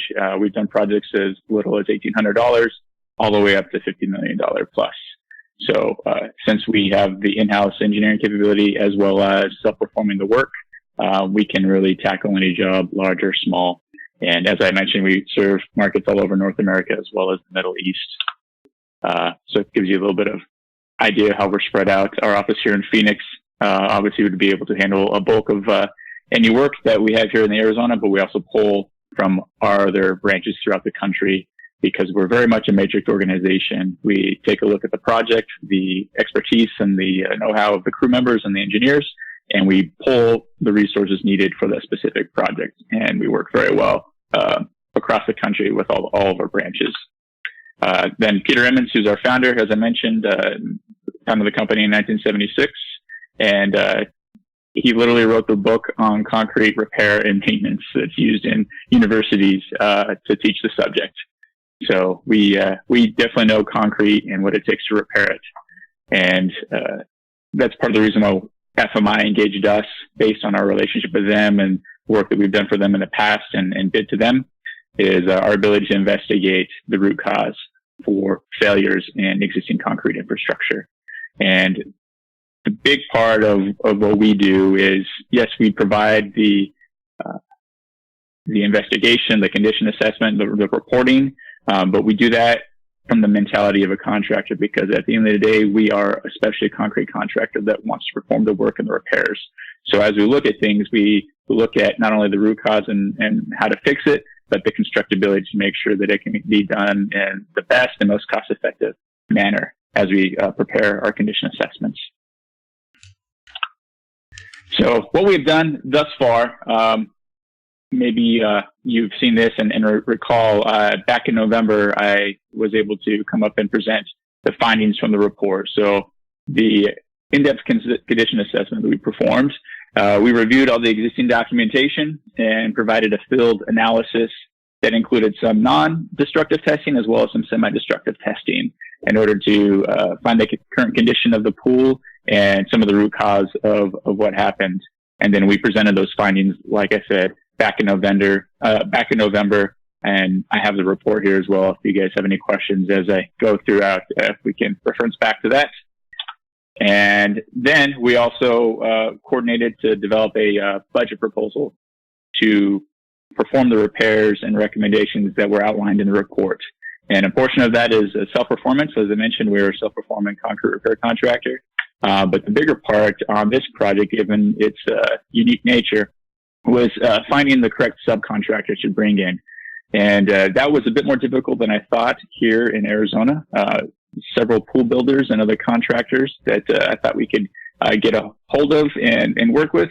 But unfortunately, all the larger ones that I felt had the capacity and the experience to do this were not interested in bidding the work or even taking a look at it. So we actually had to go outside of the state of Arizona to find a manufacturer and also a contractor that specializes on existing pools and refurbing existing pools. And we were very fortunate working with our manufacturer partner to find an outfit out of Indiana that came and actually did a site visit with us, reviewed the report in depth, and was able to provide us a budgetary cost estimate for that portion of the work. So as part of the budgetary cost estimate, it's really three phases that we addressed. And the report was focusing on the main pool as well as the pump house and housing all the equipment underneath the pool. So in the first phase, we have the pool shell repairs, which in our budgetary cost estimate includes up to 1,700 square feet of delamination and spalls. So that's the falling apart and the voids and the actual concrete shell of the pool, as well as 420 lineal feet of crack injection. So there are smaller cracks to where you don't need to remove the concrete, but you can strengthen it with an epoxy type of injection. And then also 25 locations where there was possible voids underneath the pool itself, based on the leakage and the washing away of the soil that was underneath the pool. Then we also have included 180 square feet of delamination and spall repair in the pump room, as well as 200 lineal feet of crack injection because the pump room is in fairly bad shape as well. And then the big part where we brought in the experts on the subcontracting side was refurbish everything in the pool to where it's as good as new. And that's a whole new gutter system. So it's removing the existing gutter system and replacing it with a brand new stainless steel system, which would be much more durable and less maintenance. Removing all the main drains and the plumbing underneath the pool, and removing all the old pool equipment, which is obsolete and no longer used. And then installing a new chlorinator, autofill system, and a sand filter system to support the new pump equipment. And then the new PVC lining. So this is the part where in the concrete repair that we would be doing is when making it be structural repairs, not necessarily aesthetic repairs. So by having this PVC liner, it gives it a nice clean finish. It can be printed on with the lanes as needed, and it makes it watertight as well. And that also includes installation of new ladders and a new ADA lift to bring it up to current code.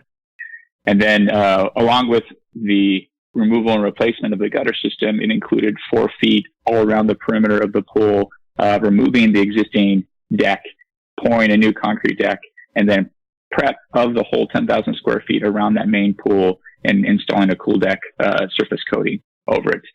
And then it also includes filling up the pool, starting up the pool to make sure everything's running appropriately, and then providing training for city employees to know how to work the equipment and provide any maintenance as needed.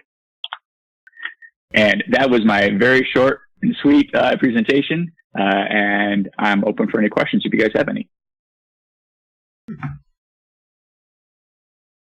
Ready? Ethan, this is Councilman Rios. 2 questions. In your industry, does this kind of work provide a warranty after the work is complete? Yes. So all the new pool equipment and the gutter system comes with manufacturer warranty. And then for the concrete work, we provide a standard industry warranty for our work. Yes. And my second question is, do you have a estimated life expectancy of the work after it's complete? Yes. So one thing that I've mentioned to Paul and other people is that when we do repairs, we also look at we call them long-term repairs. It's not a bridge to get you, a couple of years or 5 years down the road. The intent of this project and all of our projects that we take on are to do long-term repairs so the structure is as good as it was new, or sometimes even better if there's a deficiency in the original design or construction. So the lifespan of this pool would be, I think, whatever the typical lifespan of a pool once we're completed with it. That would be, can you throw a dart? Years, decades? Oh, I mean, yeah. I'm not going to hold you to it. Just for my own knowledge. No. Yeah, this isn't like I said, like a Band-Aid fix to hopefully you guys can build something new. This main pool would work just like a new pool and have the same life as a new pool. And Ethan, I think we're looking for a number. I think we had talked 20 years. Yeah, decades. I can't give you an exact number, but that's something that we can certainly dig into and offer if you guys decide to move down the road with this. And I know that when we had I'm trying to go back to a discussion, but I think there would be some ongoing maintenance with the liner and making sure to keep it up to speed. Like anything, you have to do some maintenance to it. But if the care and feeding of this is such, easily 20 years, I think, is what we had talked about. Yeah, and like you said, the maintenance is issue. So that PVC liner would essentially keep the pool watertight, and that was really the issue with the existing pool. As the pool coating started to fail, water intruded, and then started failing underneath it. So as long as the PVC liner is remain intact, all the repairs that we proposed in our report and in the budgetary would keep the pool structurally sound, right? So it would be able to hold up structurally. So as long as the liner is in place and the gutter system is not leaking, you shouldn't have any issues like you do right now. So you shouldn't have anything resurface down the road as far as leaking and causing any further damage to the concrete shell or the soil underneath. Thank you. Early? So I understand these circumstances we're in are difficult. What can we expect as far as the longevity of your quote? How long will you hold your quote? Agreed. Things are a little interesting. As long as there aren't large swings in material costs, we feel comfortable holding our quote indefinitely. I'd say within the next 9 months, we'll kind of see how things go. And if that's something we need to do down the road, if the council decides to move forward at a different date, we can certainly revisit our initial quote and provide any updating as needed. But for the time being, we feel comfortable with it being good for at least till the end of the year. Okay, thank you.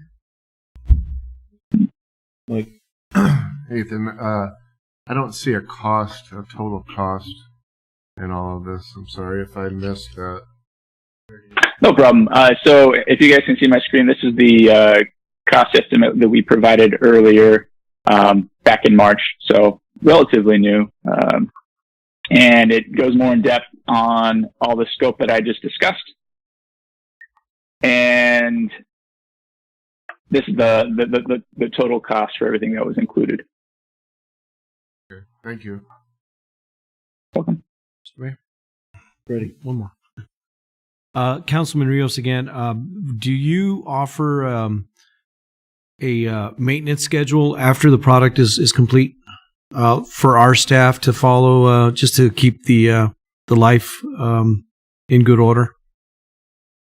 Yes, absolutely. So Nateri, which is the manufacturer of the gutter system and the liner and also the equipment itself, they will have a maintenance schedule and say this is the recommended maintenance, what you need to do. And it's important that that's maintained, obviously, so you guys can use the warranty, right?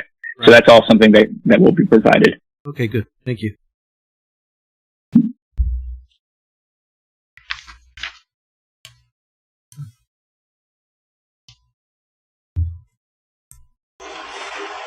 Mayor?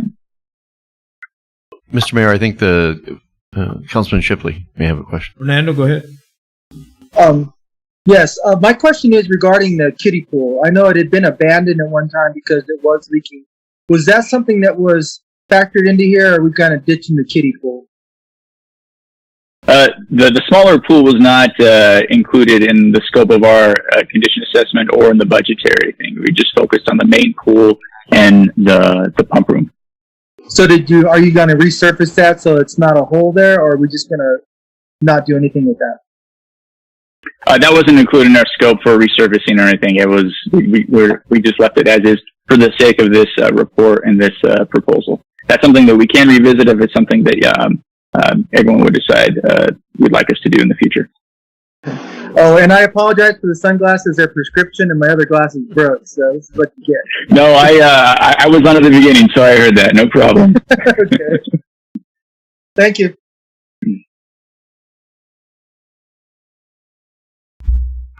Well, we got the costs and we got the project.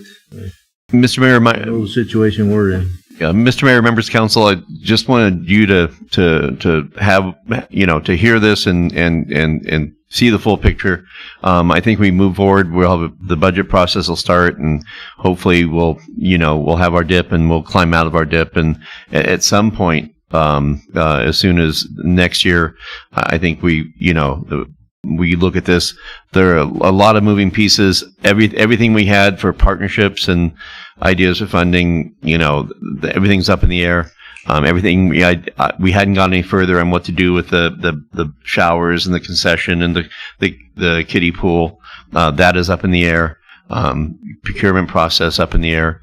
But I wanted to just bring this back just so and again, so we can thank our partners at Freeport for helping us fund this. And like I say, we have at least confident knowledge of what is wrong and what is not wrong with that community pool. So at some point, hopefully, we can make a decision as to how we move forward one way or the other. But again, I hate to say it, but it doesn't look like we're going to make a decision anytime soon, at least at this point in the budget cycle. Our community definitely needs a pool, and I don't know where the aquatic center is at this point, if it's still years down the road, and it would be a big plus to get a pool in our community. We need one. Mr. Mayor, I think you might have a question from. No, I just wanted to echo my gratitude and thanks for Structural to provide this in-depth analysis, and also for Freeport McMoran to be a partner in this. It just shows that they continue to be a good working partner in our community. So thank you both. Very welcome. I've taken special interest in this project. I'm very grateful to be a part of it thus far. As I shared initially, some of my fondest memories growing up were going with my siblings and my friends to the county pool during the summers. And it was a blast. I think every kid should have that. So I do hope this project moves forward because I would take a special interest in it and I would really enjoy it. And I've actually enjoyed working with the manufacturer and the subcontractor out of Indiana. They really enjoyed the process as well, and they are looking forward to doing this, hopefully in more municipalities with us throughout the country. So we appreciate the opportunity to take a look at this and are here to help you in any way that we can. If you guys need anything else from me, just let me know. Great, thanks. Any other comments, questions? Ethan, thank you and your company, and we also thank Freeport for this venture. Hopefully, somehow down the road, we can make it happen still. No. Absolutely. Thank you very much. Ethan, thank you.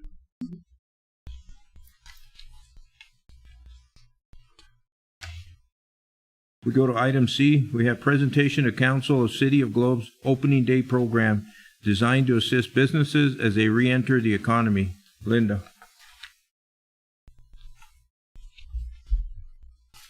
Looks like Fernando. Good evening, Mayor and Council. Can you hear me? Yes, we can, Linda. Okay, great. Thank you. Appreciate that.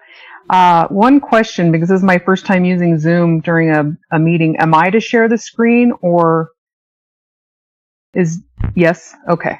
Yes, you have. Because I sent in my PowerPoint earlier. Okay, thank you. Yes. She's on vacation.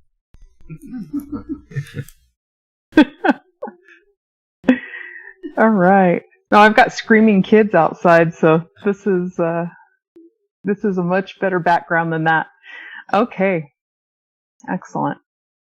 So, good segue from the pool to this, because small business recovery is definitely part of the plan for us to be able to revisit getting our pool up and going. Because once our small businesses can be productive and everyone can be generating revenue, then we can look to quality of life projects that are so important for our community. So as we're transitioning out of we're calling our triage period with our small businesses, and that's where our department, working with our partners in Miami, with Gila County, with the EDC and the Chamber, we worked with our businesses to put them in touch with recovery resources that were very much needed to get them over the hump, and we still are not over that hump, even though we are transitioning to a new normal. Now more than ever, we're needing to focus on recovery so that we can be building towards a resilient and financially sustainable and strong economy. So kind of want to touch base again with the PPP program, the Paycheck Protection Program. I spoke about this several times to you, Mayor and Council, and also with our community members when we are doing our business outreach. We are still accepting PPP applications through RCAC, our economic development partner that we have been working with for the past 2 years. Because they are a CDFI, which is a community development financial institution, they have access to funding just as one of our local banks. And in fact, they have received additional funding so that they can help those small businesses that really fell through the cracks with the first 2 rounds of the PPP and the EIDL program, which are the true mom and pop small businesses. And these are businesses with less than 3 employees, or maybe they operate all as 1099 employees, even the business owners, which a lot of our salons operate in this way. And what we found out is a lot of our ranchers operate in this way. And so we've been working for the past 3.5 weeks with Michelle Weaver of RCAC, and we've been able to fund more small businesses than any other community that RCAC is working with currently. So we have processed nearly 3 dozen applications, and we have, as of today, we know that 9 small businesses have received funding, with more to come. And this may not seem a lot, but when we're assisting our businesses and we're helping them to create payroll summaries and payroll reports using handwritten scraps of paper, because accounting is not fun. You want to do what you do best. You want to sell your product, your service, and keep that cash flow going. And so sometimes, those housekeeping duties, you do what you have to do to make it through. And so we're assisting our businesses with that end, and also to increase their financial literacy and get them in a better and more stable place for future operations. So again, PPP funding can be used to cover payroll costs, which includes your employees' benefits, rent and mortgage, also your mortgage interest, and your lease expenses for business equipment. So the application is available on our website, also our 2 Facebook pages, which are the City of Globe and Economic Development for the City of Globe, or they could call myself or Melissa Steele, and we could help them complete that application. And they need to send that in with a 2019 payroll summary and a February 2020 payroll report. And the information for Michelle Weaver is on the screen right there. Okay.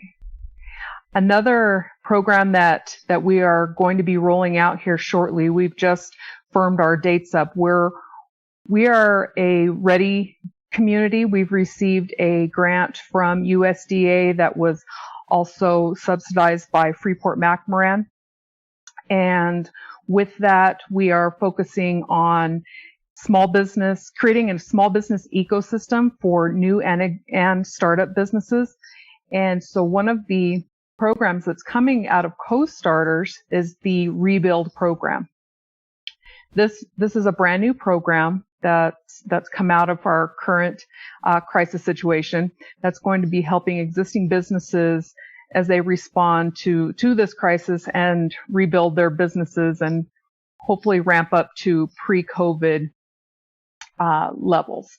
This is modeled after their core program, which we had planned to roll out at about this time, but in a different way. We were going to be doing in-person facilitation. We have local business owners that are still willing to be trained so that they can help facilitate future cohorts. But for this Rebuild program, we are going to be doing everything virtually. And we are working with Graham and Greenlee counties. They are also a Ready grant recipient.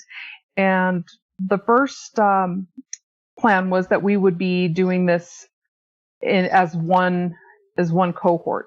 But there's been so much interest in both of the communities that we're going to be rolling out individual programs. And our program is tentatively set to begin June 15th. And it should be it'll be like at 8:30 in the morning until 11 in the morning.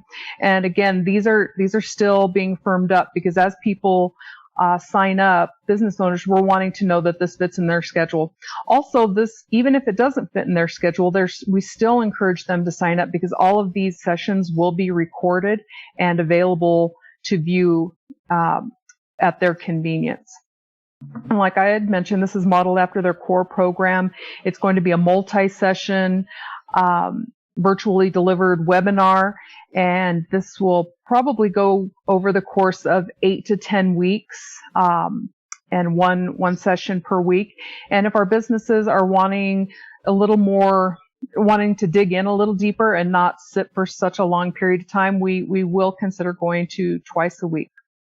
And again, please encourage any business owner that you think that could take advantage of this. And I think that this program is for the startup business all the way to the business being operated by third generations. This is just really a great resource that we have available in our community. And once we we develop this this model, and then we roll into the more traditional core program that they are going to be offering. Then we're going to be bringing this back in the fall, and that hopefully we will be able to do that in in-person sessions. And co-starters will be sending out facilitators from their communities to work with our small businesses, and then they will be back after the first of the year when we have our co-work space opening up so that we can facilitate through there. And because of the COVID situation, we found out recently, and I may have mentioned this to council already, that our grant window for the Ready Grant has been extended an additional year. So we have access to co-starters and Alchemy, which is the placemaking group that we're moving forward with the revitalization program of downtown, and also the community recreation master plan and we are working with a core group to apply for a Forest Service grant to do that plan. And so now we have extra time to not only do the planning, but also applying for funding and approaching our community stakeholders for implementation funding. And then here's the exciting event. So this is our opening day event. It's the kickoff for a Shop Local campaign. We've been participating in a tri-county task force for business recovery, and Melissa Steele, our specialist, she developed this logo that's going to be used in Apache and Navajo counties. And I was up in Pine Top over the weekend, and we saw these banners all throughout Pine Top and Lakeside. So it was really exciting to see our stamp up north. And so hopefully we'll be rolling these out here beginning of June, as soon as our vendor can finish getting them printed. So tentatively, we're planning our kickoff for Saturday, June 13th.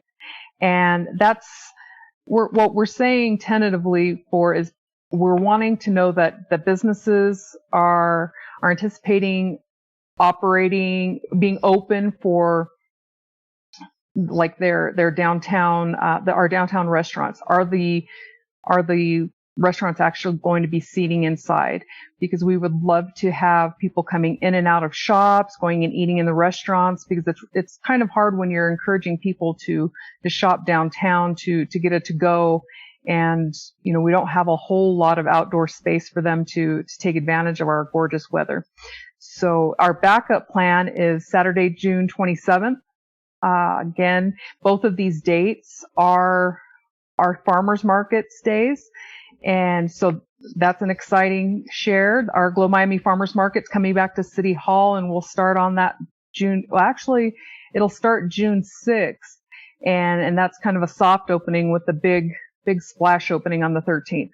We're working with our partners in Miami and the Chamber and the EDC to go to every single local business in our historic districts and also on the 60 to encourage participation.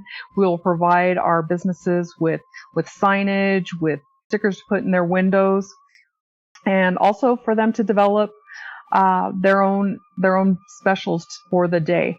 And we'll be providing them templates so that they can use on their social media shares, so that we can just create this big splash, a lot of chatter of what's going on our opening day.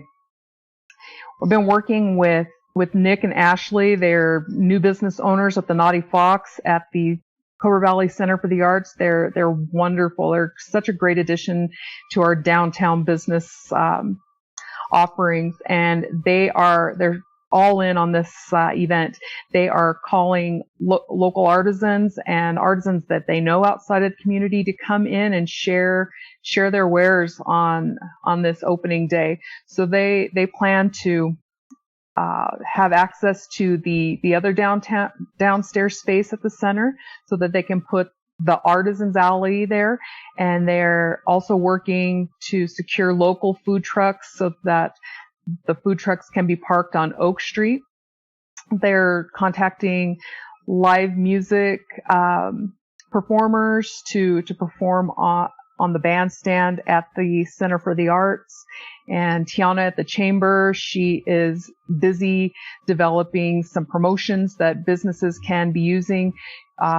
Shop local cards, kind of like a bingo game. So if you go to 9 different businesses and then you bring your card back into the chamber, you can be entered in for a drawing.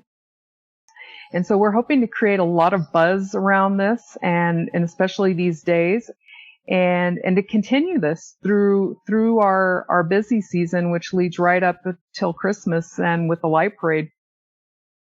So we picked a Saturday that we are hopefully going to be having a downtown summer concert in the park, and that's in partnership with the Glow Miami Community Concert Association. So thank you to that group. They received a grant from the United Fund of Glow Miami that provides the funding to secure the musical acts for these concerts. And so those will be every other Saturday, beginning June 13th, leading up until Labor Day. And like I said, again, the backup plan is Saturday, June 27th of 2020. So this is going to be a great kickoff, and we really need to keep that momentum. You know, during this crisis, people were very supportive of small businesses that were able to stay open, even in a limited capacity, with our dining rooms being closed, and with some of our local retailers finding alternative ways to sell their products, either Facebook Live events, or they've created some really cool websites that hopefully they'll keep that up. Pickle Barrel is a wonderful example of what a well-maintained website can do for your business. And so I hope that we can see everyone downtown during this kickoff event, and we will be producing fun city swag, stickers and t-shirts, and we'll get those up for sale prior to this event because we'd love to see everybody wearing them.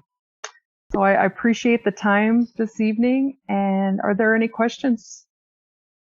Jesse? I don't have a question, but I just want to applaud you and Melissa for everything that you're doing and keeping this momentum going, given the current situation that we're all in. So, thank you.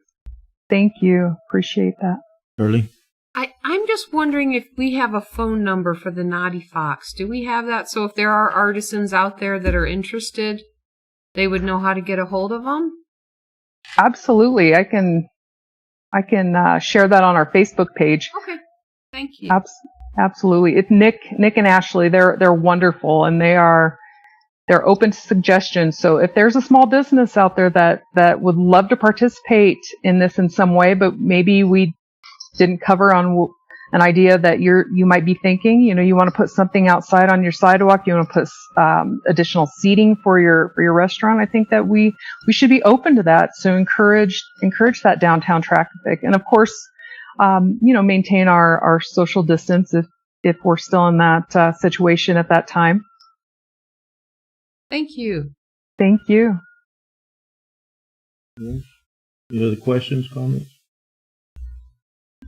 Linda, I want to just commend you and your team for all the reach out that you guys have done since this whole COVID event has started, from the shutdown, reaching out to the different businesses personally, and now as we start to reopen, continue to reach out to them again to help them through the process.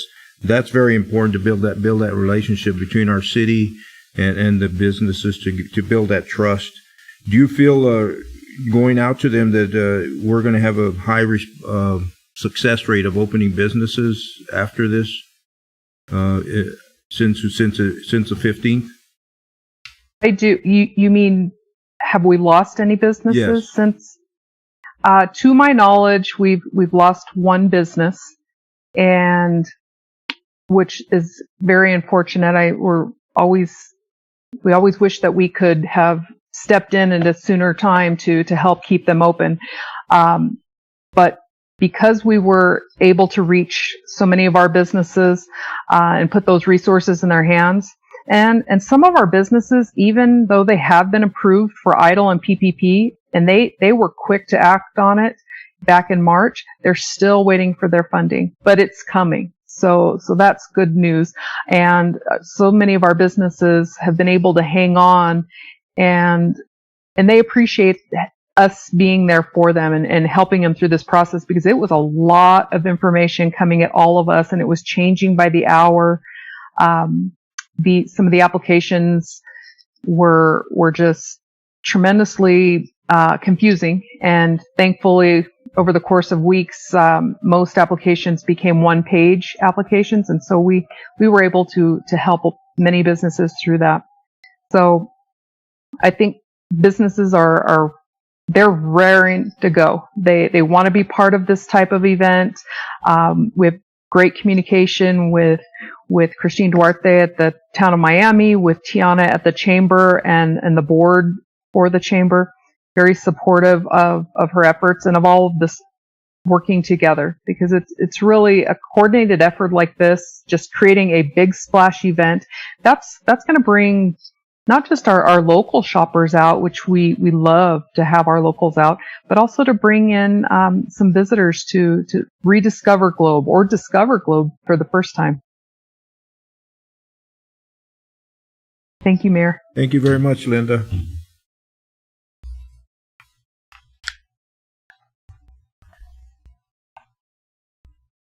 Okay. Item Thank D, you.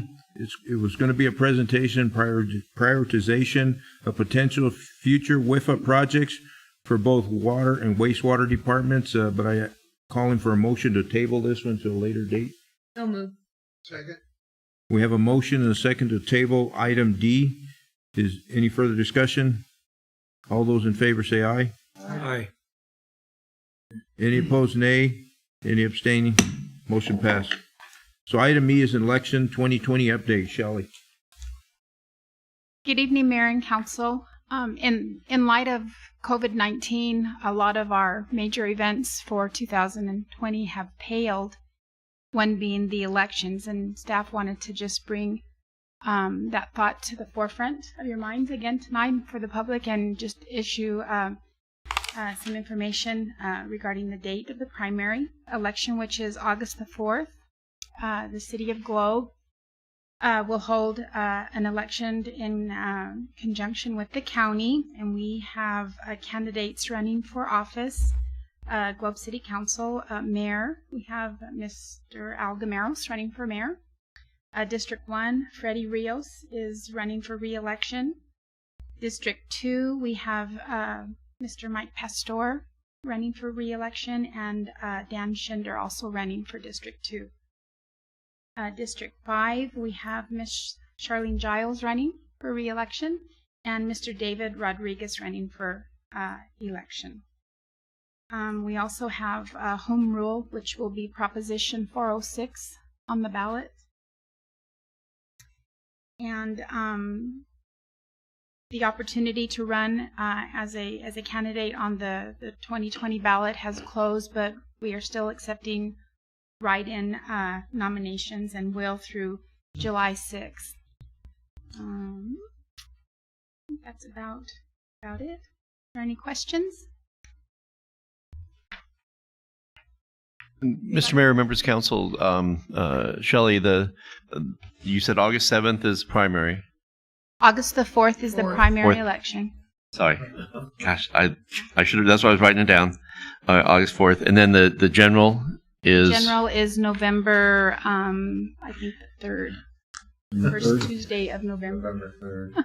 Yeah. And then the home rule will be on the November 3rd or on home rule will be on primary. On the primary. Okay. They'll ballot. both be on the August 4th. Okay. Yeah. I just want to make sure of that. Thank you.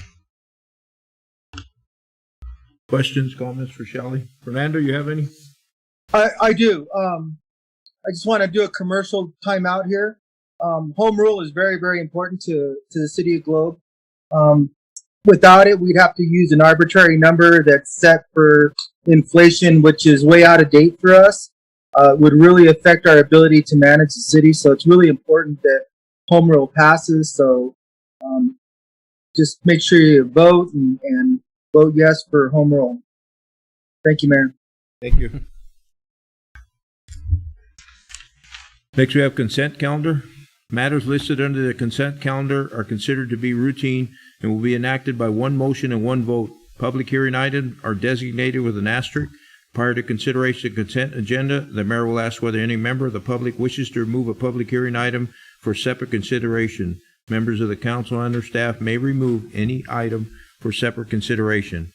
Item A, consideration of waiver of section 2-4-10A prior discussion rule to allow action on the balance of the consent agenda.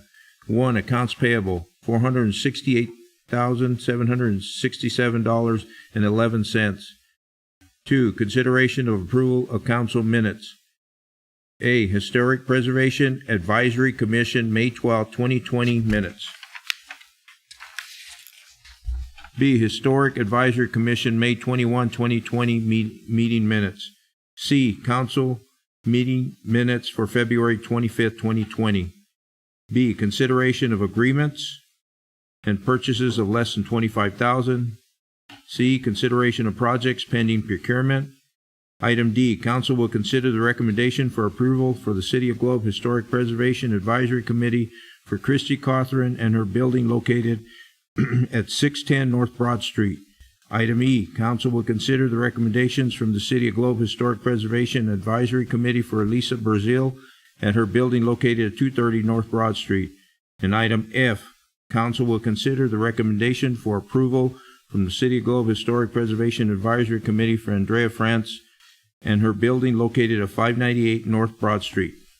Do you have anybody from the public, the staff, or the council like to remove any of these items? Oops, I'm sorry. Go ahead. I would just like to remove D, E, and F so we can discuss them. Okay. I was basically going to ask if we could discuss pull the historic preservation advisory items for some discussion. Yeah, that's D, E, and F. So, yeah. I agree. Anything else for removal?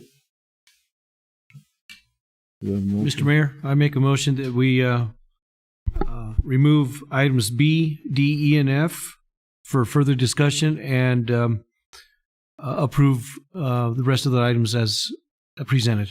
I'm sorry, which were those, D, E, and F? B, D, E, and F. Do we want B? That's 25,000. I'm sorry, I missed. B.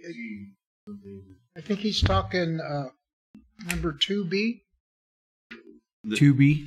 I just want to make sure I capture Councilman Pastor's request. Oh, no. Mine was for well, it would be A, 2A, B, and D, E, and F, the whole historical preservation items. So those were minutes. I'm sorry, those are minutes, but for D, E, and F, we'll be able to discuss. My motion, yeah, that was my for the pellets, yeah. That's D, E, and F. So it'd be D and F. D, E, and F, Fred. D, E, and F. D as in dog. Okay, so I make my motion to remove items D as in David, E as in Eddie, F as in Freddie. Yep. Second. And approve the rest of the consent agenda as read. Second. We have a motion and a second for approval of consent agenda minus D, E, and F. Any further discussion? All those in favor say aye. Aye. Aye. Any opposed, nay? Any abstaining? Motion passed. So we'll go to item D, and that is the recommendation for Christy Cawthron and her building at 610 North Broad Street. You got Michelle who attended the meeting. I attended the meeting, and we can discuss either one. Questions, or do you want discussion? I would like to discuss this. This color palette, that she provided, this is awesome. I so want to thank our Historic Preservation Committee for allowing this, because at first they were not going to allow it, and then Christy had researched and found that this was actually a historical color in 1926 that was present in our town. And that's going to make this color is going to be so beautiful on that building, and it's going to draw people's eye. And we need that. We've got this very tan, which is so much of our downtown. We need some color. And I think that's great. And then, so from that, I just want to go right along to Farley's because there was a lot of talk about. Well, let's finish with D, and then we can vote them individually. All right. And further on that, Christy Cawthorn's, remember we approved the signage on the last meeting. Michelle, make sure I say this right, but she's going to leave that backing white and put dividers to separate the three signs that are up there. So the concern with the historic preservation, and just to remind you, historic preservation gives a recommendation to council, and they really have a lot of good advice. They try to keep the colors to the period of the building. So if someone doesn't know how to go about that, they'll reach out to them and let them know what year their building was built in. So with Christy, she has a block side, the side of the building that is on Hackney, I believe it's Hackney, is all tan colored brick. On the front, she has some brick, and then and she has the windows and the door, and above that there is a large area where she wants to put a sign. And they're trying to keep the downtown feeling quaint. And that big long sign on the whole front of her building, they used this terminology like a billboard. They wanted it not to look like a billboard. So she was very agreeable to dividing it so that it's three separate signs. So it's going to have Blossom on Broad on one side, above her where she has her retail store, and on the other side it's going to have Art and Soul, where Stacy has her painting business and she does custom frames. And the middle is going to be the wedding venue that's going to have all kinds of resources for brides that are doing weddings here in town. And Chrissy comes to our community with a vast knowledge with that. She worked really big events in the Valley and is very knowledgeable about how to do that. And the turquoise color that Charlene was commenting on is going to be the front of the building, everywhere where there's not brick, and not where the sign is going to be. So it's going to be above the sign area. And I believe the posts that go up to the sign. So we're really excited about that. And it is a beautiful color. And that color's, the name of it is Oasis, I think it is. Yeah, it's a nice color. If you see that distorts it a little bit, but if you see the true color, it's a really nice blue. It really is. And if you go down there, she'd be glad to show you and show you some flowers too. Any other questions, or do we have a motion to approve item D? So moved. I would like to just make a comment. Go ahead.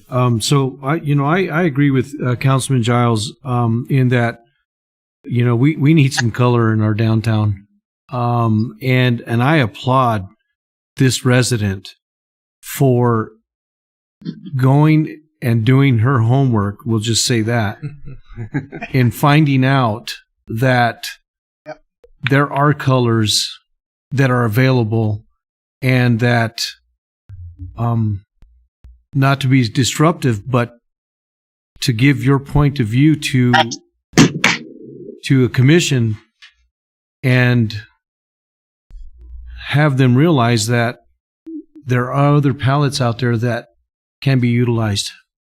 And so my hat's off to this resident, this business owner. Mike. And actually, this probably addresses all three items, but since we're on D, I'll address it here.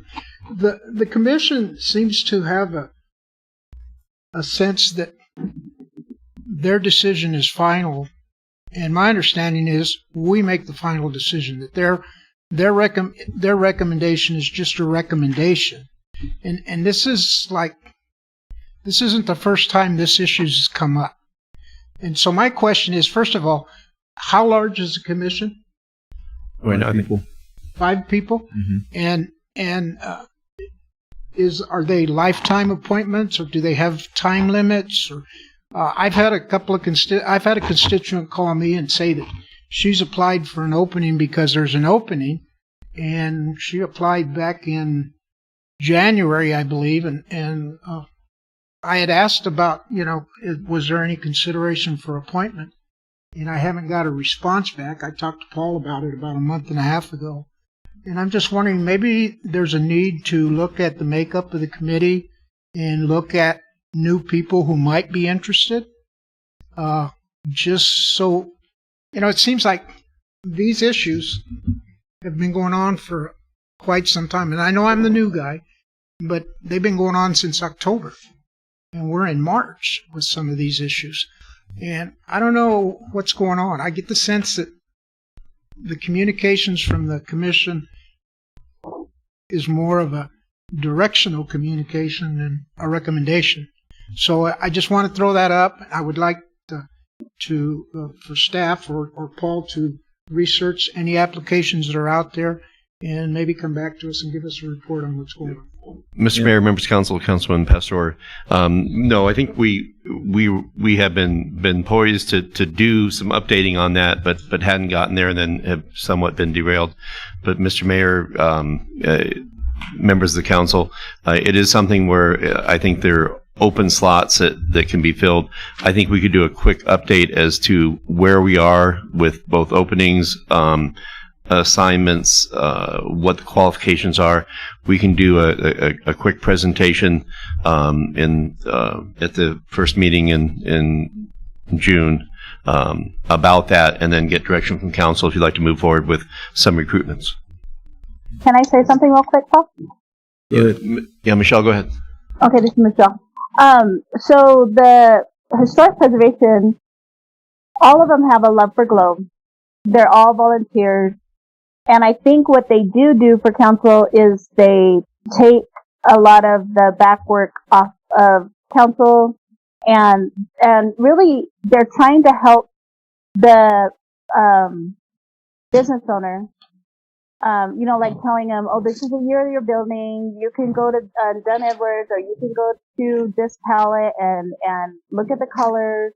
And they've even hired like Diana Tunis, where she takes a picture of the front of the building, does different, like 4 different options for the people with the colors in the palette, and lets them pick.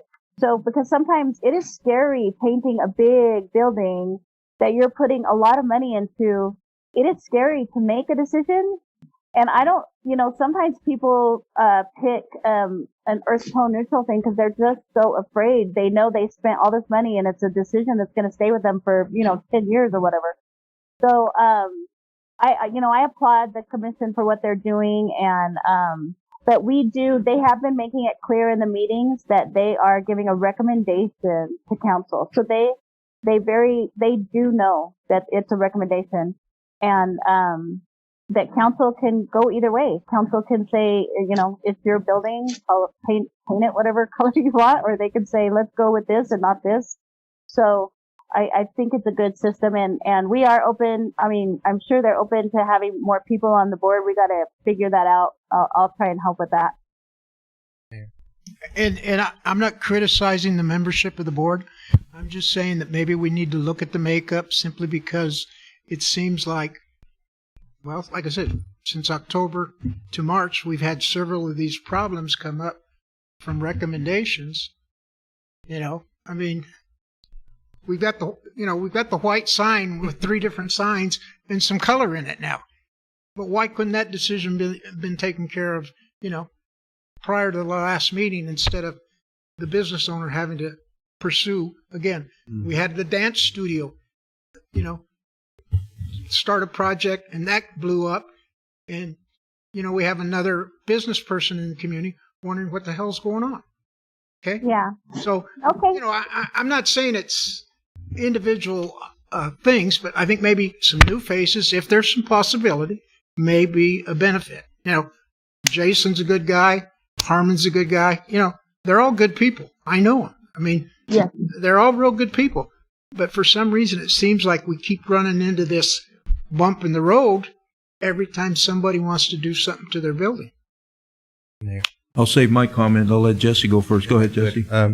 Without diving too deep into it, if staff could look up, I'd like to know why paint is something that we even have to motion or figure out. I mean, I don't think that in my opinion, I don't think that changes or alters a building other than brings it back to life. Whereas if you want to take off a complete siding of a building, it could alter the historic the historic district.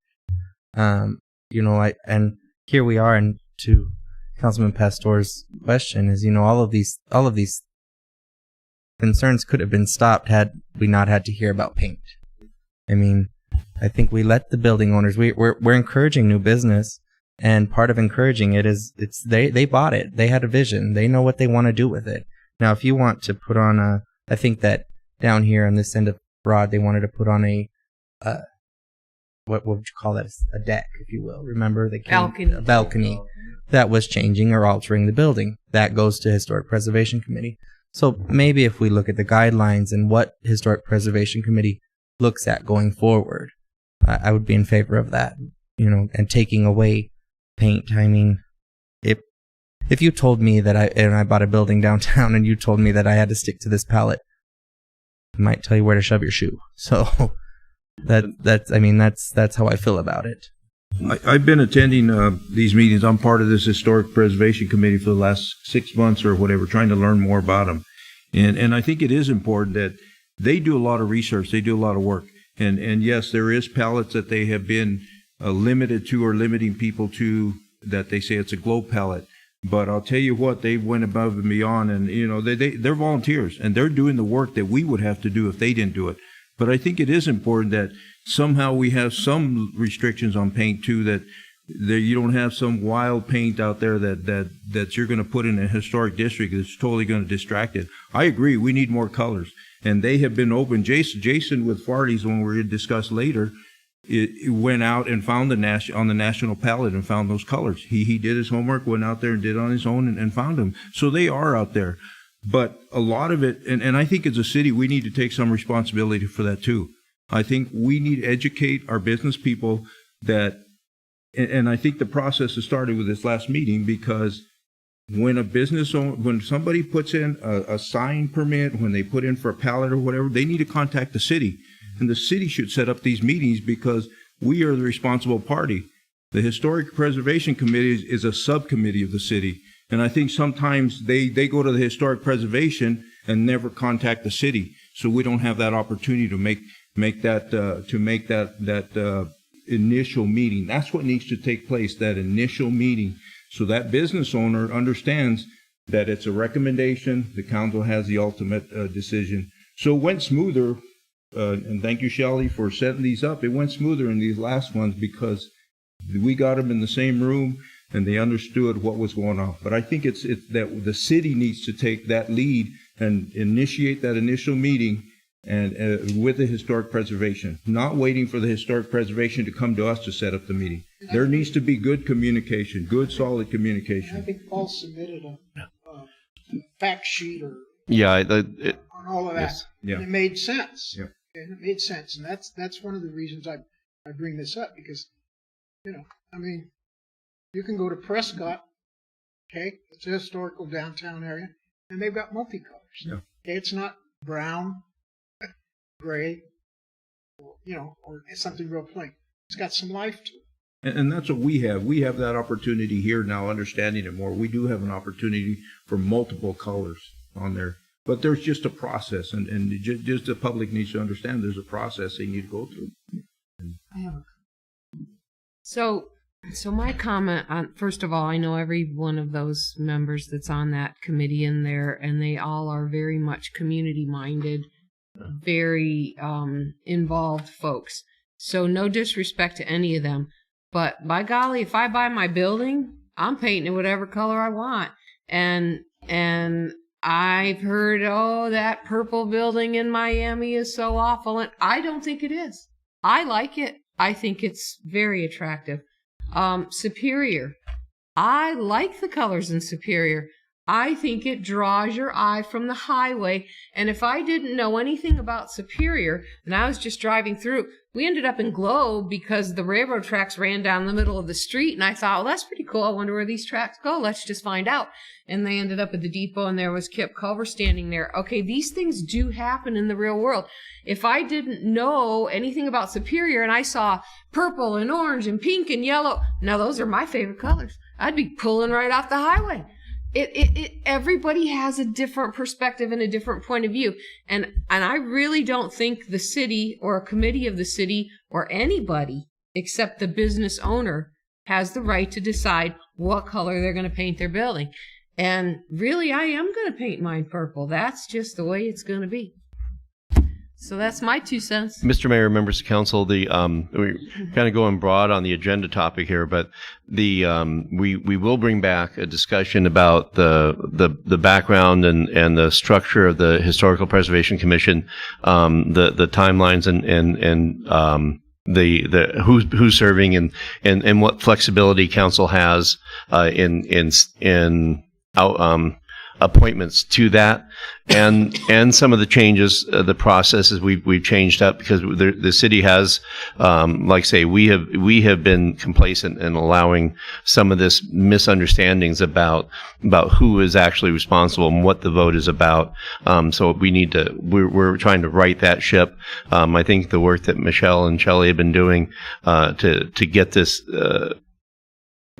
going and get this happening on a timely pace, good communication, everybody on the same page. I think we've turned the corner on that, but we can do better, and get our process down to the design standards, which is what we're talking about. They march to the orders of the design standards, which are written in a certain way. We did get a grant. We are having these design standards re-upped, and so we're going with they have to be re-upped to be conform with our current codes, and then it'll come to council and the public process so that everybody can decide what exactly those design standards should do and shouldn't do. And so there's a whole lot of conversation about how strict and or if design standards should bring into the color. That's definitely something when we re-up those that'll be on the table to discuss if and at what level we should restrict or lay open color choices. So that will come forward when we do our design standards, but we will bring back a presentation about where we're at with historical and where we can go from there and get direction from council. Sounds good. So we do have a motion. Do we have a second on that motion to approve color palette 610 North Broad Street? Need a second on that. Second. Jesse did. Okay. We have a motion and a second for approval of item 4D. Any further discussion? All those in favor say aye. Aye. Any opposed, nay? Any abstaining? Motion passed. So item 4E is a color palette for 230 North Broad Street, and that's Farley's, and Lisa Brazil has turned in her paperwork for that. Comments on that, Michelle? Yeah, so we had a meeting this morning so that each of the committee members had a chance to go by and look at Farley's. And the recommendation today was the color that's on the top of the building is a more subtle green than is on the post in the front of the building. And so they like the other colors. They like all the colors. They would like the post to be the same subtle color that's at the top of the building. So that was the recommendation they were giving to council today. Are the owners in favor of painting those posts to match the color of the top? Has that been discussed with them? No, the meeting was this morning, and I don't know if there was a conversation with the owners yet. How are we going to vote on this if the owners don't know that that's what they want them to do?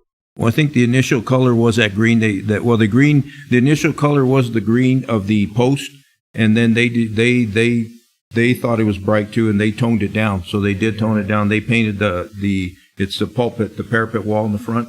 They painted that green with the tone down, but they left the post the green. I think either way is okay. I mean, if we approve it, whether they do it or not, I think it still meets the standards of the historic downtown. I would think that they would be okay doing it, but I'm not going to say they are or they aren't. But the colors, and I want to commend Jason because he went out of his way and it is on the national palette, and that's what they've opened up to look to more colors besides just a restricted amount that's here. I have a question, Mayor. The front to me looks awesome. I approve the front of the building. The back of the building was done prior. Back's It's bright pink with huge polka dots and the leopard. So it's just like, really, what the hell is that? But you don't have to I know get. that didn't go for approval. You don't have And to get the back of your building approved. I'm sorry. You don't have to get the back of your building approved. Well, I don't know. Do you? Do you? The Michelle. I'd like to look into that. Michelle, it was on my list to give you a heads up about this question, but obviously I didn't. I'm not quite sure about that. That's a little extreme. Michelle, do I believe the Historical Preservation Commission standards apply to all sides of the building? I would assume so, but I probably need to research that. Yeah. So where does art come in? Because whoever painted that leprechaun did a good job. And I also will say, I've been to Ireland 6 times in my life. Yeah. These are the colors that are in Ireland. They really are. Yeah. This is called Kilkenny green. It really is in Ireland all over. The orange is. So again, it's somebody's perspective of what they like. And I like the leprechaun. That would make me go in there. I've never seen the leopard. He's got a little smile on his face and a top hat. I've seen him many a time. It's everybody's perspective. So I'm sorry. I think the building owner. Mr. Mayor, members of council, let me research this, and I believe that historical preservation does apply to all sides of the building. It doesn't apply to art. No, That's art. no, the sign code does not apply to art. Not all of It does to the. But what and A mural. No, is not the art. mural, not the mural. It's a mural. we're talking about. It's the bright pink. Yeah. The polka dots. But And- is You that can a? see from Superior. Yeah.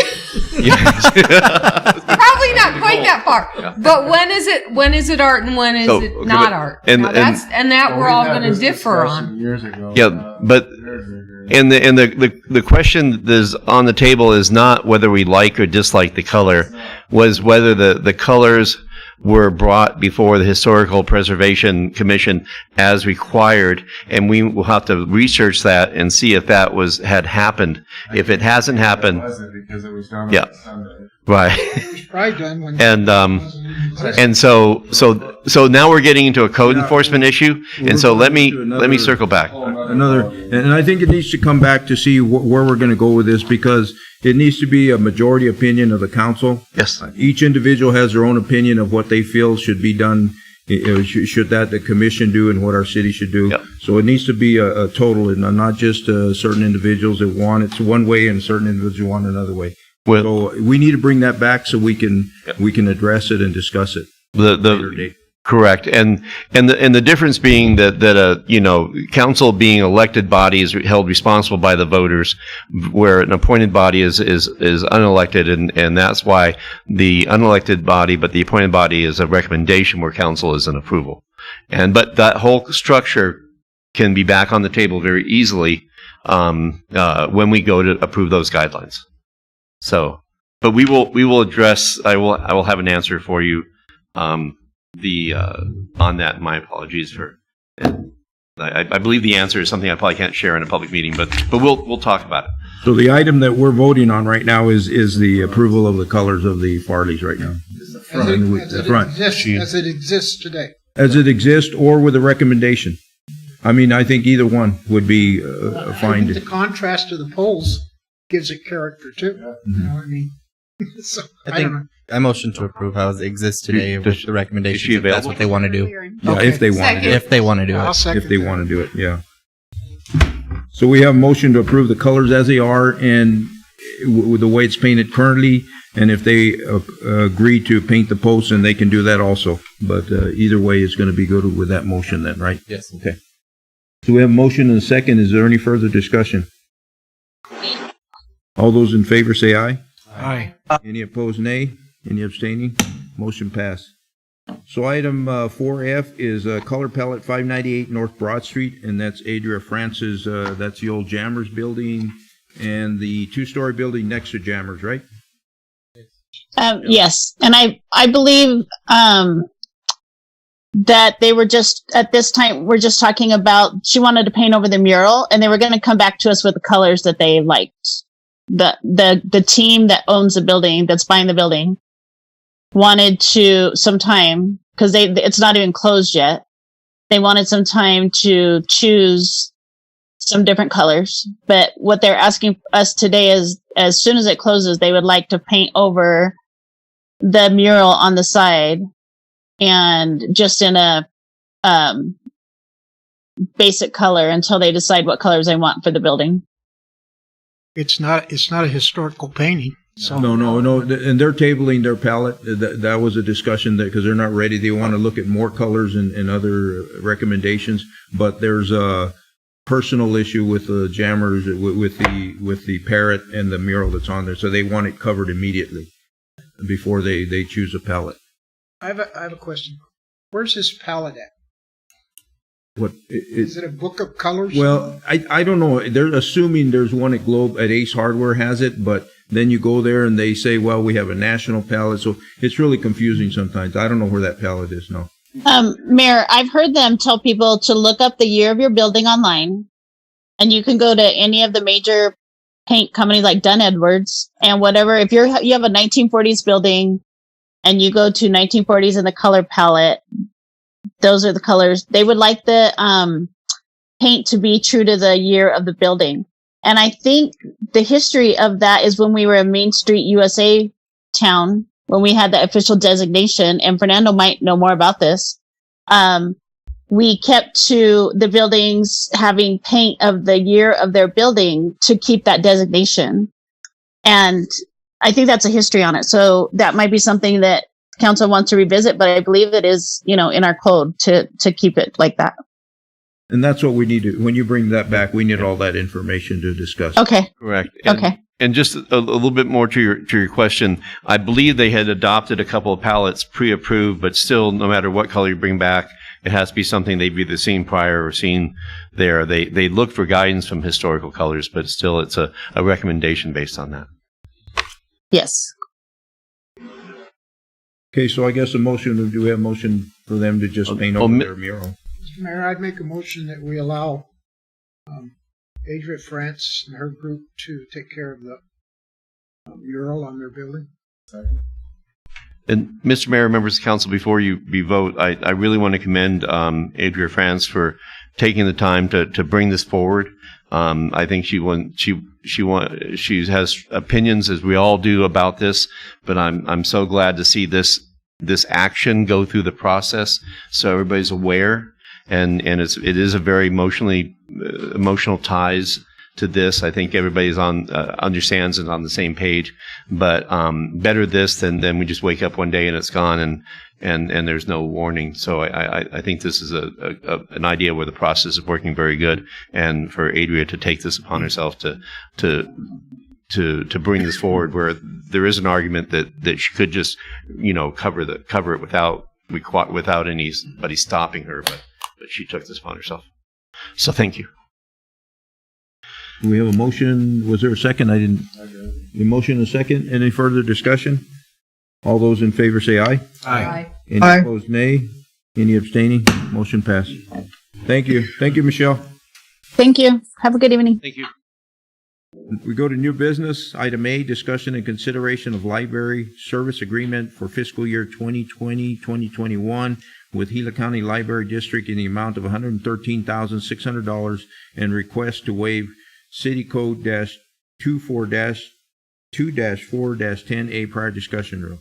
Mr. Mayor, members of council, I was going to appear for Jeannie on this. She's been working hard on the budget, and wanted to give her a little bit of time.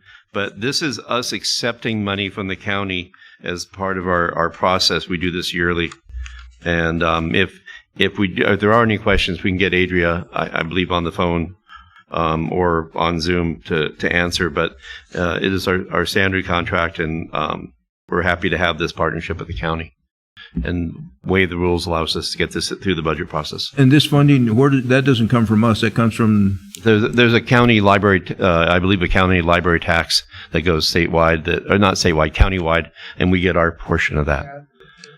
County has a library taxing district. Mm-hmm. They split the funds with all the libraries in the county. Couldn't do it without them. Mr. Mayor, if there's no other questions or comments, I move to waive City Code 2-4-10A prior discussion rule and approve entering into the fiscal year 2020-2021 library service agreement with Gila County Library District to receive $113,600 in funding from Gila County Library District for a period of July 1, 2020 through June 30th, 2021. Second. We have a motion and a second for approval of the library service agreement. Any further discussion? All those in favor say aye. Aye. Aye. Any opposed, nay? Any abstaining? Motion passed. Item B, council will discuss and possibly direct staff to include funding for custodial cleaning services in the City of Globe 2020-21 budget. Paul. Mr. Mayor, members of the council, this concept has gone back and forth over the past couple of years. We did find out, I think in late 2019, that the county had a contract that had a co-op agreement with JaniServe, the contractor that we got a quote from for janitorial services or custodial services for the city facilities and restrooms. It is something that there's a cost to it. It's a service that is a ongoing cost that we would need to pay. I think that with the budget, the budget shortfalls with the lowering of taxes or the sales tax collection, to me it was like, okay, this is probably not doable this year. But with the focus on hygiene, with the pandemic and with what we need to do and making sure that the residents and staff feel comfortable in the buildings and in the bathrooms and things like that, I really felt this, I wanted to bring it to council and just lay this out on the table and let you know it's out there. It's something that we could choose to do in the future.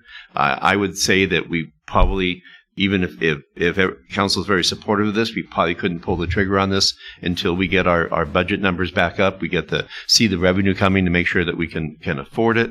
But again, kind of putting it out there, have this discussion before we get deep into the budget. I don't expect a decision, but I know there's probably some conversation we'd like to have about the value and merit of doing this. One of the things that this would do, just the description of the service, it would be the way we bid it at the time. Jerry was in on the bid and Jeannie was in on the bid. It would do the museum and the bathrooms there, cleaning the facility, the library and the bathrooms there, the fire department bathrooms and police department bathrooms and areas. Although I think the fire department, they have a kind of a culture of cleaning their own because it's almost their home for 48 hours. But we do have prices that work out to about $14,000, $30,000, and I think they price out the 5 days a week. So there's value in that. So there's a lot there. But before we got too deep into it, Chief Robinson, I'd like to pull him up on the conversation. He looked at this contract. Chief Robinson is learning a lot about PPE, cleanliness, hygiene, decontamination, costs, and I wanted to kind of let him give his take on this as compared to what we're doing now, which is in most cases an employee who's in the building, one of the employees is given that task to go in and clean restrooms, and or we do have Public Works coming through City Hall, and they do a cursory cleaning. I talked to John, and he said they will sometimes vacuum, not that often, but empty the trash, toilets, and a lot of times mop the floor. So those are kind of our options. We do it ourselves on a sporadic schedule based on who we can get to do it, or this type of level. And I just want to, Gary, can you focus on just like the continuity and consistency of having a service rather than kind of our homespun efforts? Hey, Gary, good evening, Mayor. Gary, were you able to hear my comments? Yeah, I caught your comments. Okay. Yeah, if you could give your opinion, compare and contrast the two proposals. One of the things that going through the proposal that they gave, considering the circumstances we're in and the increase increased emphasis on hygiene and cleaning and disinfecting spaces. The thing that I really liked in terms of what they're proposing was that they give a clear scope of work for each space that they're doing, including what's going to be done, how it should be done, and what's going to be used in terms of products to do that are fairly well known products with the industry and stuff. I actually had a couple of conversations not related necessarily to this topic or this contract, but with some others that are using the products that they're using for cleaning, and there's a lot of review that goes into their process. There's a lot of determining what's the most appropriate for any given facility. There's training that they provide to their personnel related to those products and their use, how to use them. Things you talk about dwell times for cleaners and disinfectors and that kind of stuff. There's a lot of detail provided in there as far as what the services are that they provide and how they should be provided to an entity that contracts with them. I believe, like I say, given those high traffic public areas, where you have a lot of traffic and people in and out regularly, I think there's some value to that, and I think there's some value to the employees in terms of peace of mind at the time, in terms of having a good understanding of what should be done, and there's also the ability to hold that entity accountable to the standards that they've set for themselves. So in there, I think there's a lot of benefit to that. On the opposite side of that, I think if you look at in-house, doing it in-house in spaces, it kind of depends. It kind of depends on the space. Like Paul mentioned, we have people in the fire department, 24/7. They're in and out, and we have a fairly robust cleaning schedule that we maintain for our stuff. Where with in-house, based on projects that are going on and what, if you don't have somebody specifically dedicated to that, then you kind of got to spell out what time frames, they should be cleaning. What are the tasks that need to be done for cleaning? What are we going to use for cleaning? How are we going to maintain the supplies for doing that? And making sure that along with that it actually does get done, and keeping track of that to make sure that it's happening within staff. So there's again, I think there's some benefit. That benefit comes with a cost, and that cost, I think, depends on the number of times that those individuals are in and out of those city facilities, doing that work that's proposed. So, Mr. Mayor, members of council, a couple other, the JaniServe is doing the county facilities, and so they have staff on board already hired locally. That is a gigantic benefit, and it allows them to keep the prices down. I don't think we would be able to get other people bid this level of cost, but he has the flexibility to take his staff and just export it over to us. I think it would be hard if we were going to hire a standalone person to do this.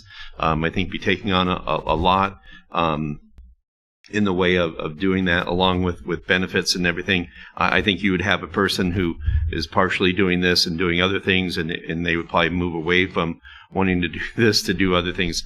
I don't know. The keeping track of the hours, the materials, having the processes.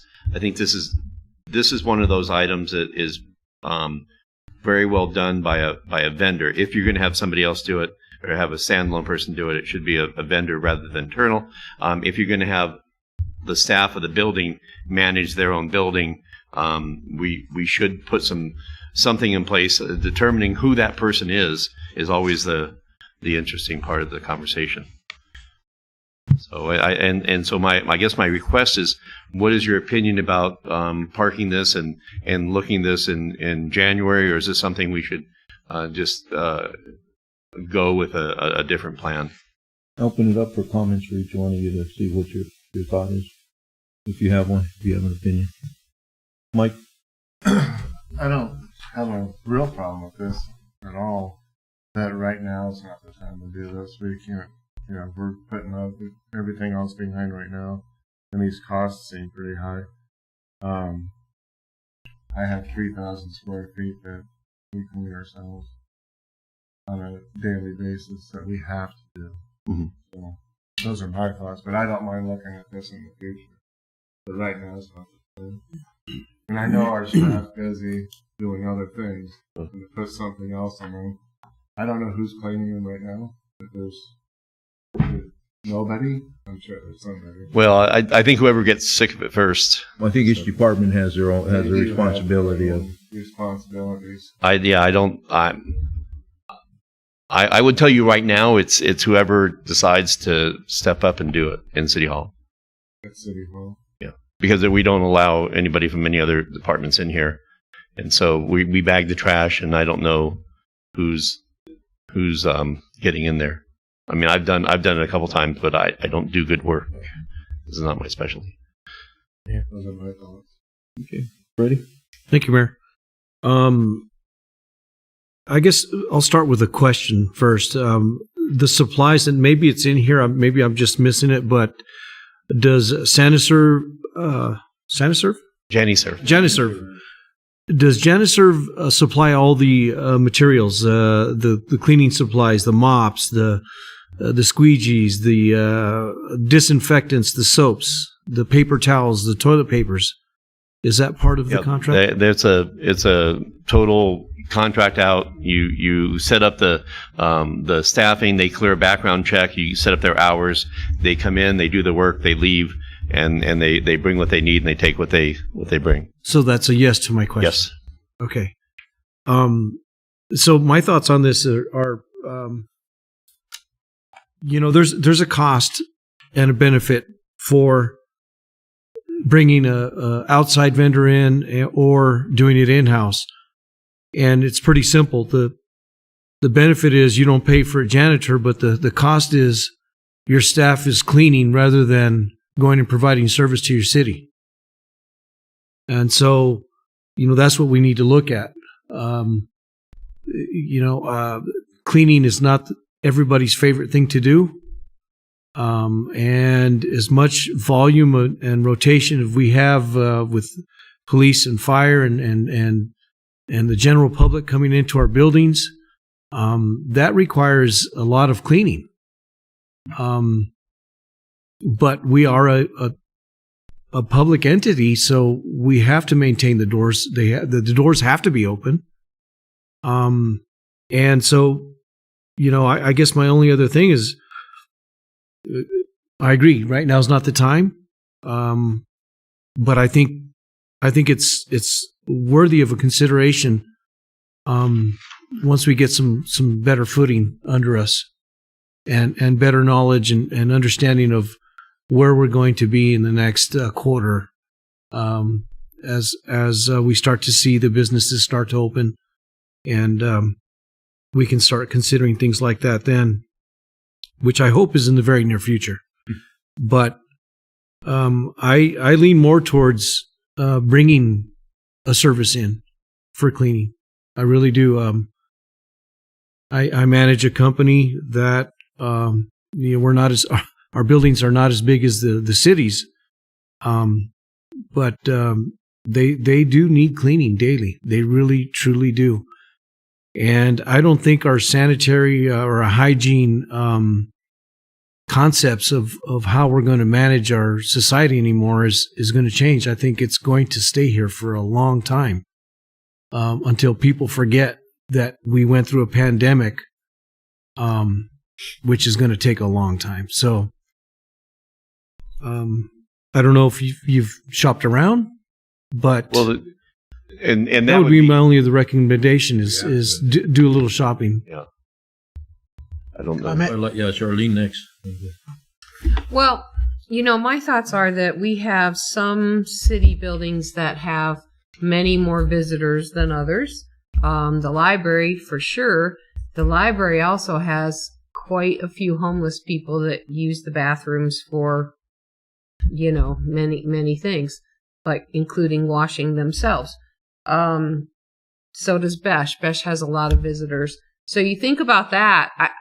I think we have to either have no city buildings being cleaned by others or all of them cleaned by others. You can't pick and choose. That's not fair. And right now,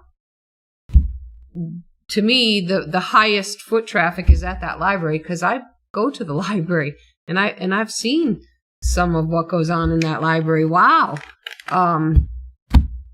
They shouldn't have to do that. That's just not part of their daily duties. If there are other buildings that are being cleaned, they should be on the list to get cleaned. And Besh, I've never really been in the bathrooms much, but I think we have to think about the public, the visitors, the homeless, the people that are utilizing the buildings the most.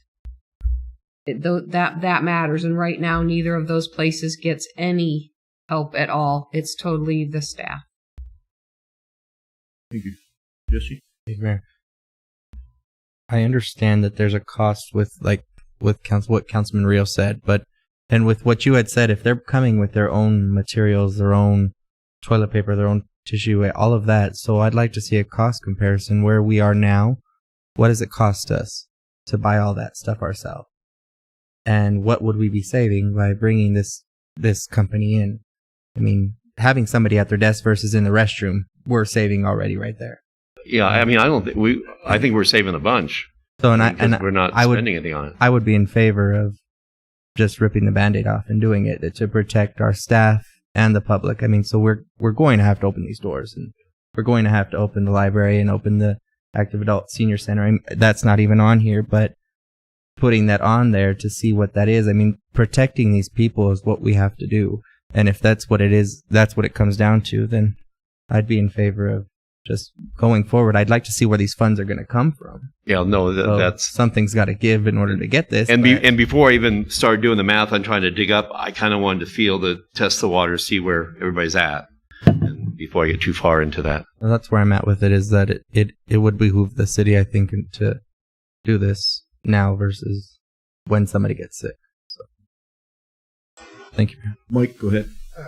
Mr. Mayor, I had this conversation with Paul earlier today on the phone, and I told him, I says, Paul, I kind of cringe every time I go to the men's bathroom here at City Hall on meeting nights, because it is filthy. I don't mean to condemn anybody, okay, but it's like the presentation said. Some people have to go do it, okay. They may not do it every time they right the way. These bathrooms here, once we open the gates and kids are coming to the parks are open now, but the gates aren't open yet, are they? No, they are. And Public Works cleans the park restrooms. And so those are getting cleaned and sanitized on a daily basis. Okay, but it's just, it's just a hassle. I mean, what, like Fred says, we're going to be here for a while with this issue that we're dealing with this virus. I don't care what anybody says. Whether we our numbers are low and we flatten it's going to be here for a couple of years. And to me, I don't want to get it here.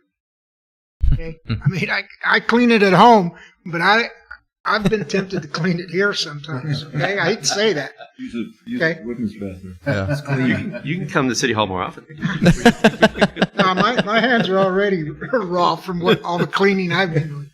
But and if you notice, the recommended motion is just to direct staff to include funding for custodial services in the next budget. Yeah. So that's something we're going to discuss. and I think it's important that we discuss it. I think he just wanted comments from us Yeah, to see. and I think it's a good, And then, Mr. Mayor, I don't know. Even in the mines. Fernando? Okay, so I did my share of janitorial work. My mom was a janitor, and I used to help her all the time. And so it's been kind of a family business. And I have cleaned our bathroom, and it is disgusting. You're probably not accurate if you think they're going to clean every building every day, because that would require a couple full-time people to do that. So probably what would be more likely is that you're going to be on a rotation where they're going to come and do City Hall on a certain day and then again on another day. There'll be things that have to be cleaned every day, like maybe the public restrooms. Or you'll have to set a priority for maybe the library gets cleaned every day. I don't know, but I bet you money that this does not include them cleaning every building every day. And so something to consider. And I think there'd be no harm in allowing for it in the budget that gives us freedom to do it later. Maybe we don't pull the trigger, but we should at least incorporate it. Thank you, Fernando. Yeah, and I think the proposal we got is for a 5-day, 3-day, 1-day. If you want a 5-day with all these 5 different buildings that you submitted, that's $36,000 a year cleaning 5 days a week. So you got to look at the effectiveness, really. A city hall is it once a week, but if you look at a library or you look at the museum, those are 5 days a week that need to be sanitized. Now, those are areas that are heavily used by a lot of people, and so I would like to see us prioritize the departments. Police and fire. I'm leery if we get custodial in there. We've had some confidential breaches in there. Contractors that breached in police they did years ago.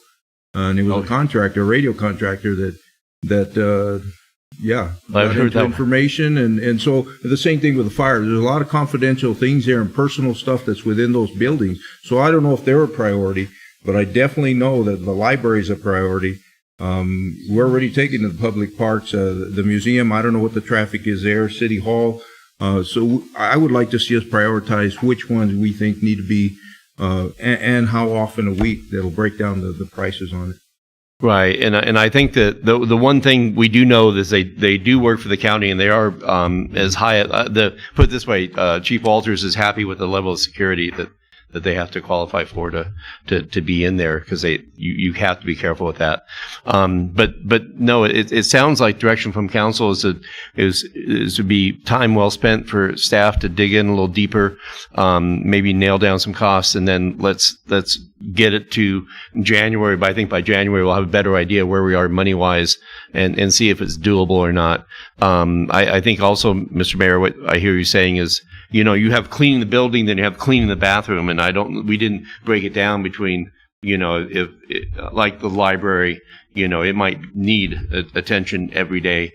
City Hall may not need attention every day, but, we'll have to see what a good balance of hygiene and costs are, and then come back, if financially a reality to talk to council again.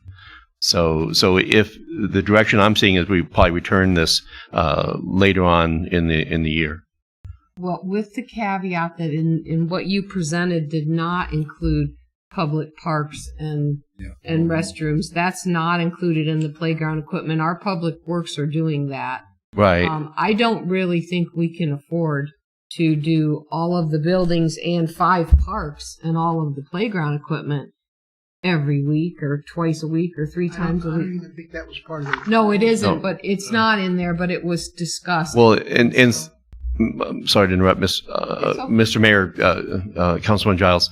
Are you proposing that we hire them to clean all the public restrooms? Okay. No, I'm not. Okay. I'm saying it was discussed here as though it was part of the proposal, but it really no. isn't in there. So I don't think we go there right now. And that is the restroom here, the restroom at Old Dominion, at Round Mountain. Those are handled by the city And they do a good job because I go to Old Dominion almost every day. I mean, they do a good job, and I'm thrilled those bathrooms are open and that they're cleaning them.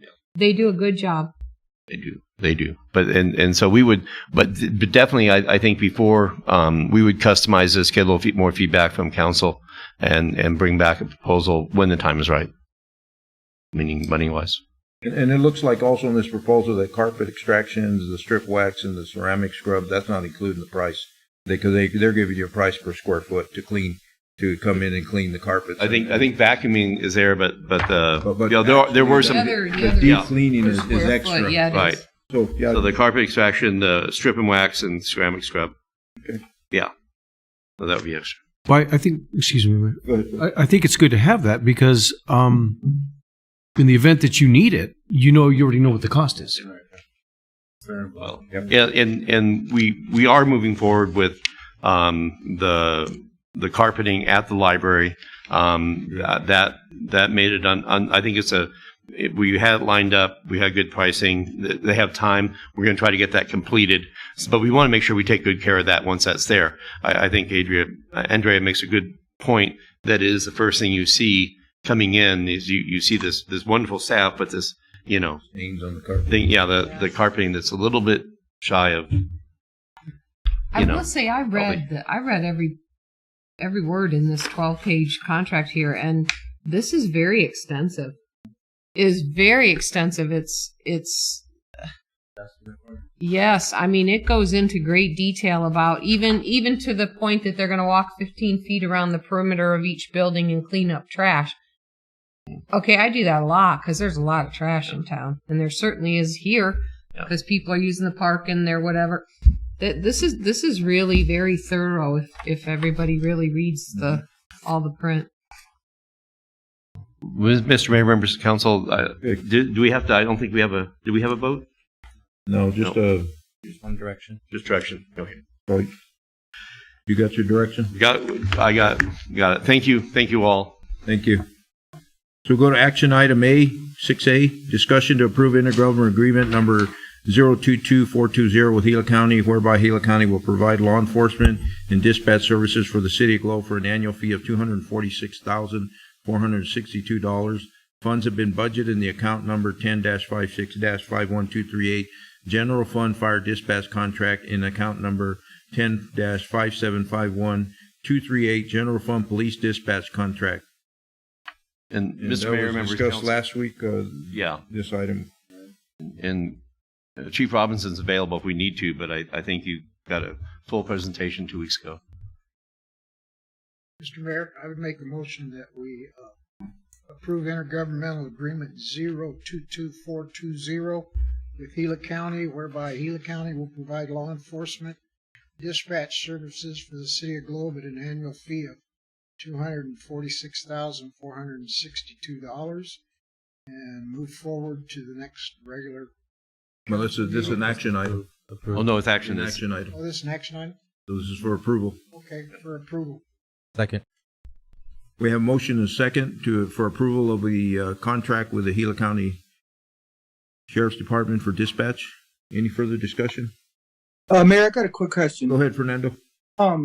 That doesn't sound cheap to me. I'm thinking you'd need 3 employees, and I don't know, by the time you factor in benefits and stuff like that, I just didn't seem like $246,000 was a discount. So I didn't know if anybody else had done more homework on that, or. They have a supervisor, 2 dispatchers, and I forget what the other contract. I think they have at least 2 people on 24/7. So the staffing to keep the 2 people 24/7. I don't know the numbers, but I think it's so almost it's a lot of people. Fernando, here's the other problem: all of our equipment was sold. Well, yes, dispatching equipment we no longer have because prior police chief, I don't know when, I think even before my time, sold the equipment. So we'd have to buy all new. And I think we should ask Chief Robinson, because he'd be the expert on this, because I was part of that in the department when we did that. But we also did an ISO rating that really hurt our rating because we only had 1 dispatcher in-house. This assures us 2 dispatchers. It was cost effective, the $246,000. I don't even think the amount has gone up since the initial contract. But Chief Robinson might answer some better questions on that and what it provides. I just text. Yeah, Yep. Mr. Mayor, members of the council. So Mayor Gameros was correct, and one of the reasons we looked at a regional concept for dispatching was number one, there was always competing interests in terms of staffing and personnel between trying to maintain two dispatch centers, one with the city, one with the county. At the time, we had one dispatcher on duty at any given time. That doesn't equate to one supervisor and two dispatchers, because you're staffing that 24/7. So you have to have 3 shifts, 7 days a week. So ultimately it adds up to more along the lines of at least 6 plus a supervisor usually to maintain that. And that's just with one person on duty at a time. In terms of when you start talking about like Chief Gameros, like Mayor Gameros mentioned,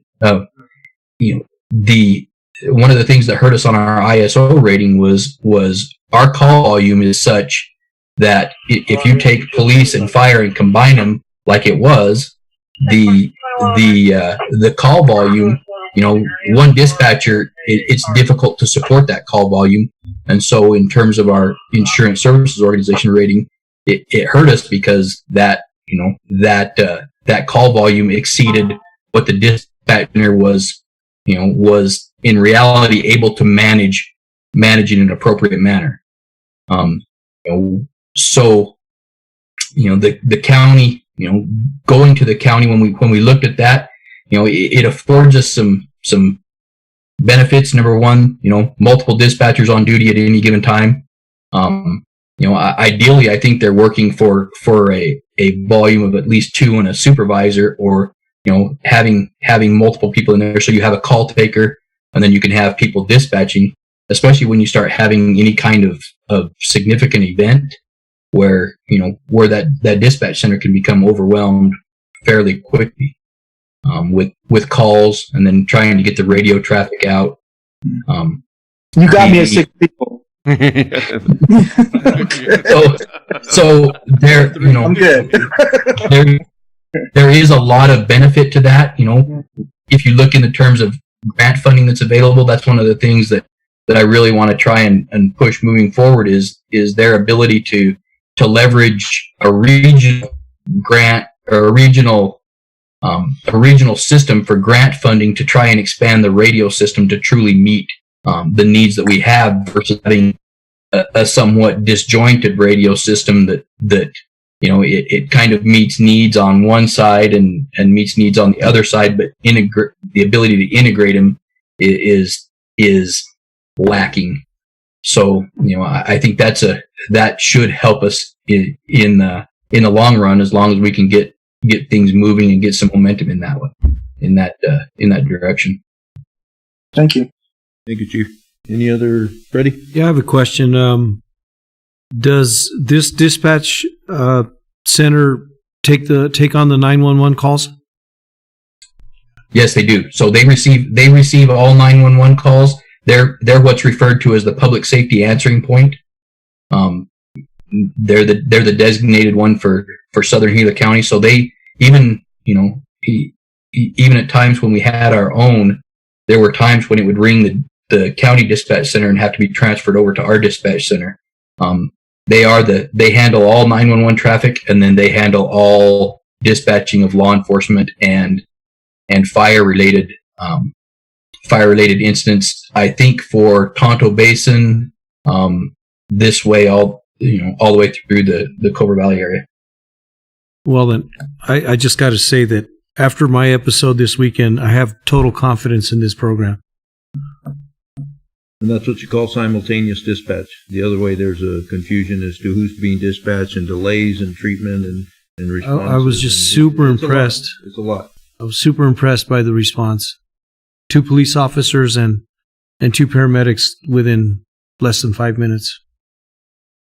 Pretty good. Yep. I was ecstatic about that. Any other discussion? I'll call for the vote. All those in favor say aye.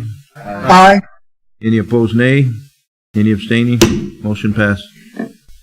Item B, consideration possible approval for a second increase to the contract number PS-2018-0071 for on-call electrical engineering services with Kimley Horn and Associates for an additional $25,000 to be funded out of account number 50-80-51234 water contractual services and account number 51-8051-234 wastewater contractual services. Who's doing that one? Jerry's not here. Yeah, Jerry's calling sick, so if you have any questions on that, I will. I believe it's like I say, it's helpful to get this taken care of. It's been budgeted. It's just a matter of the formally approving the contract. Increase in the contract. The additional $25,000 was budgeted already. Yeah, the money is there. It's already been approved. I think it's with the money. It's just a matter of upping the contract.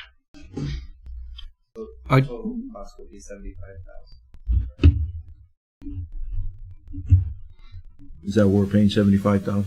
Well, that's what it'll be if we agree to this additional 25,000 revision. And I was on my understanding that the reason to increase was because we have already used what was initially set aside for the wastewater plant. So now if there's anything that comes up between now and the budget cycle when it starts again, we wouldn't have the money. So we need to get the money in the piggy bank. And if you'd like, I can give Jerry a call and we can get him on the phone. Any other questions, comments? I think he had a presentation 2 weeks ago. You did. I motion to approve. Second. We have a motion and a second for approval of the additional $25,000 to electrical contract. Any further discussion? All those in favor say aye. Aye. Aye. Any opposed, nay. Any abstaining? Motion passed. Mr. Mayor, members of council, thank you. Thank you.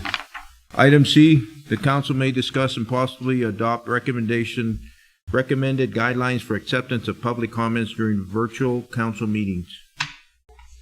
And Mr. Mayor, members of council, I think the last stage on this was a discussion about what was appropriate and what was not appropriate with a violation of open meeting law by having non-public communication during a public meeting. And so, I think we do have Bill Sims on the phone, and Danny is Bill. Actually, we're gonna have him zoomed in. Bill is there. He is. Bill. Hey, Bill. Hey, can you hear us? Yes, I can hear you. Oh, you go. Okay. So Bill, we just started talking about last week. We were talking about texting, and we were looking at a policy where we weren't to read or receive text on the dais during a public meeting, and there were specific questions about what is and what isn't a violation of open meeting law when you're taking comments from the public or having communication on the dais. And Mayor, did I capture this correctly? Yeah, I want to make sure we want your opinion on open meeting law on texting from the diocese using our cell phones, and what's your opinion on that? Yes, sir, Mr. Mayor, members of council. In fact, the AG came out with an opinion right at when COVID was really striking, and you were having your first or second case up there in Globe, trying to advise cities and towns how to conduct open meetings in a COVID environment. And the AG came out with an opinion authorizing virtual meetings. You all had, I think it was an annexation pending, and your mayor and your manager and your clerk were all worried about making sure you honored your constituents' rights to actually be able to participate. Because the AG's opinion said they could just stream, and it's very difficult and hard for constituents to have input. And so you all figured out a pretty novel way to provide input, and you're doing it by text. So the question becomes how you handle your texts. That's one question. Texts coming from constituents. Second question is how you handle text among yourselves. Third question is, are you all, to what extent can you decide to filter some of those communications. Let's do the easy one first. The open meeting law says any discussions that you have among yourselves has to be in public. So you can't be texting to each other. So to do so would be a violation, and that's in the AG manual. The more difficult and challenging question is, what do you do when you have large amounts of input from your constituents coming through text? Those are like call to the public, or those are like if this were a regular meeting, they'd be coming to the dais. And your code says that the mayor is the one responsible for presiding at all meetings. And so I think we just need to take the model of, in a non-COVID environment, if your citizen wanted to speak, they would come to the dais and the mayor would acknowledge them so that their communications then could be communicated to the public, so the public could hear. And so the clerk under the open meeting law can take down their name and address. So now what do you do when texts come in? My recommendation is they should come, because I'm not sure, particularly if many of my jurisdictions cap those texts at a certain time before the meeting. I don't know what you do, so let me turn to you all. Maybe either Paul or Shelley could tell me. Is there a deadline by which the texts have to come in, or do you accept texts during the course of the meeting? There is right now. We accept up to an hour before, and those are emails. But our concern was that people want to speak to the public, or they want to speak at the call to the public or to an item.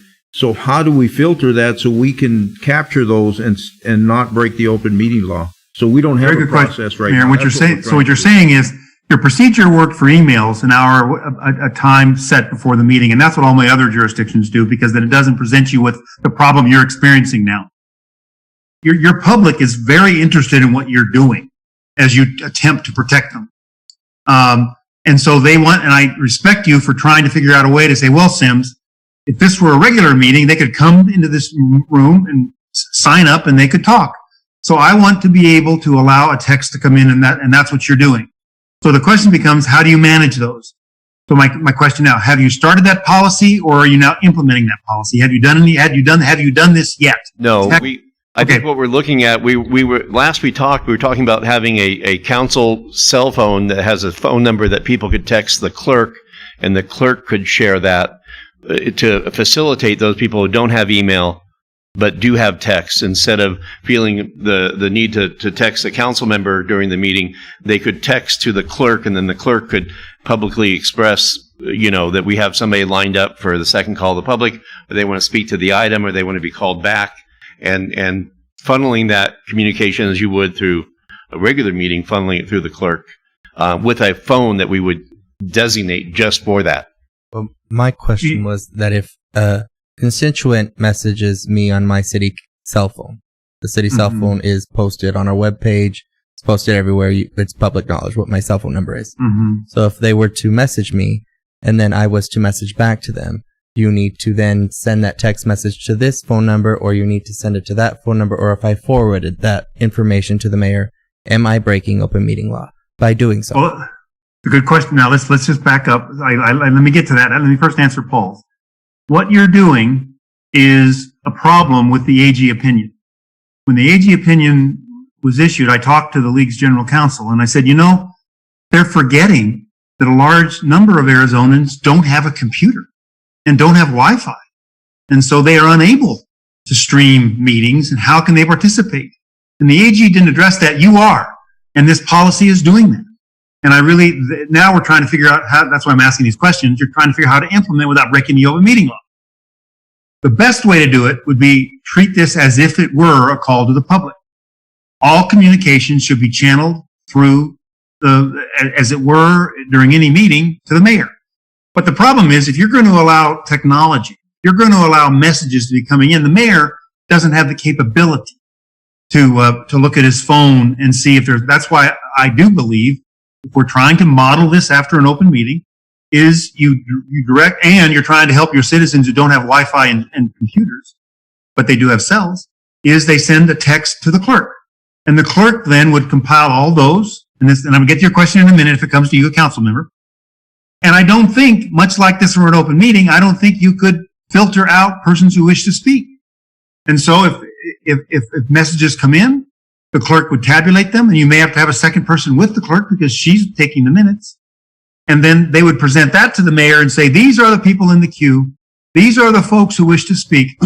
And so, and I think here, again, your code says the mayor is responsible for convening and running the meeting. He then would bring those, and it would be first come, first in terms of priority.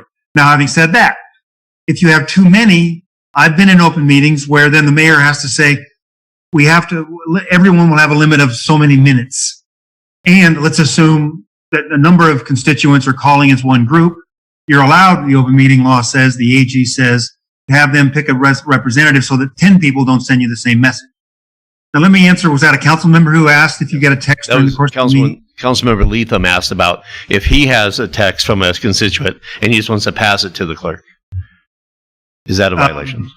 Well, again, I think you're now going to begin, this gets back to my first issue, and I've seen council say no cell phones on the dais because your constituents don't know if you're texting one another, or if you're getting communications, that the rest of it, see, the meeting law says if you're on the dais and you get communications, everybody gets to hear those communications, and that's the downside of allowing cell phones on the dais. But then there's a problem. What if you have an emergency at home and your daughter has to call you? So I think it's probably goes too far to say you can't have a cell phone because what happens if there's an emergency? Now, to answer your question, my problem is we've now published to the citizens. They have up until an hour before the meeting to send an email, and during the course of the meeting, they can send this to the clerk. Because I don't know what they're doing when they've sent it to all 7 counselors. Does that mean the counselor, are you now interposing on what the mayor is charged to do with your code?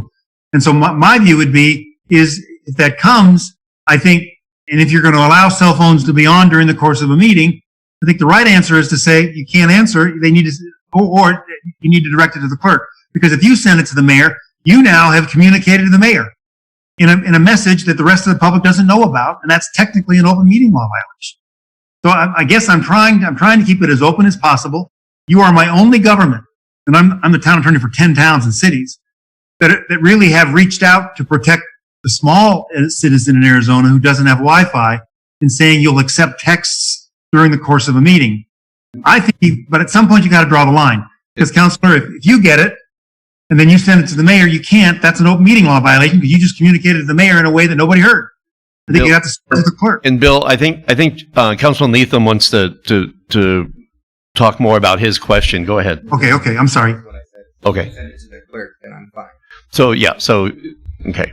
So my recommendation, Bill, and to the council, and you could say yea or nay, is that we have no cell phones on when we're in a public meeting. That we establish a way if we have an emergency that they can get a hold of the clerk from a family emergency, but that we establish a phone that the public can call, and that way none of us have a cell phone on during an open meeting. Mr. Mayor, I've actually seen. I won't agree with that. I don't have mine on at all during the meeting. Well, I understand that, but I have 3 dogs and 2 rabbits, and a business and neighbors, and no, I won't do that. And I don't think anybody can tell me I can't have my cell phone in this public building. I'm doing it. I'm not going to tell you that I'm going to call people or take call, but I'm not leaving my cell phone at home. I'm just not going to.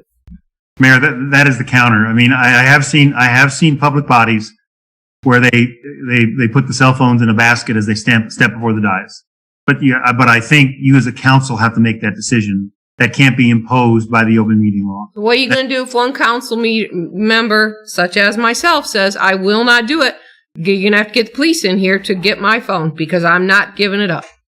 I'm sorry. But are you conducting business during a council meeting? No, I'm not. But I have 2 dogs that are on meds. Believe me, my husband has sent me a text, and I got no secrets. Anybody can read anything they want on my phone. I don't have a trouble with that. If he doesn't know if I've given my dog that med and this animal could die. No, I'm sorry. These animals are my children. No, I won't do it.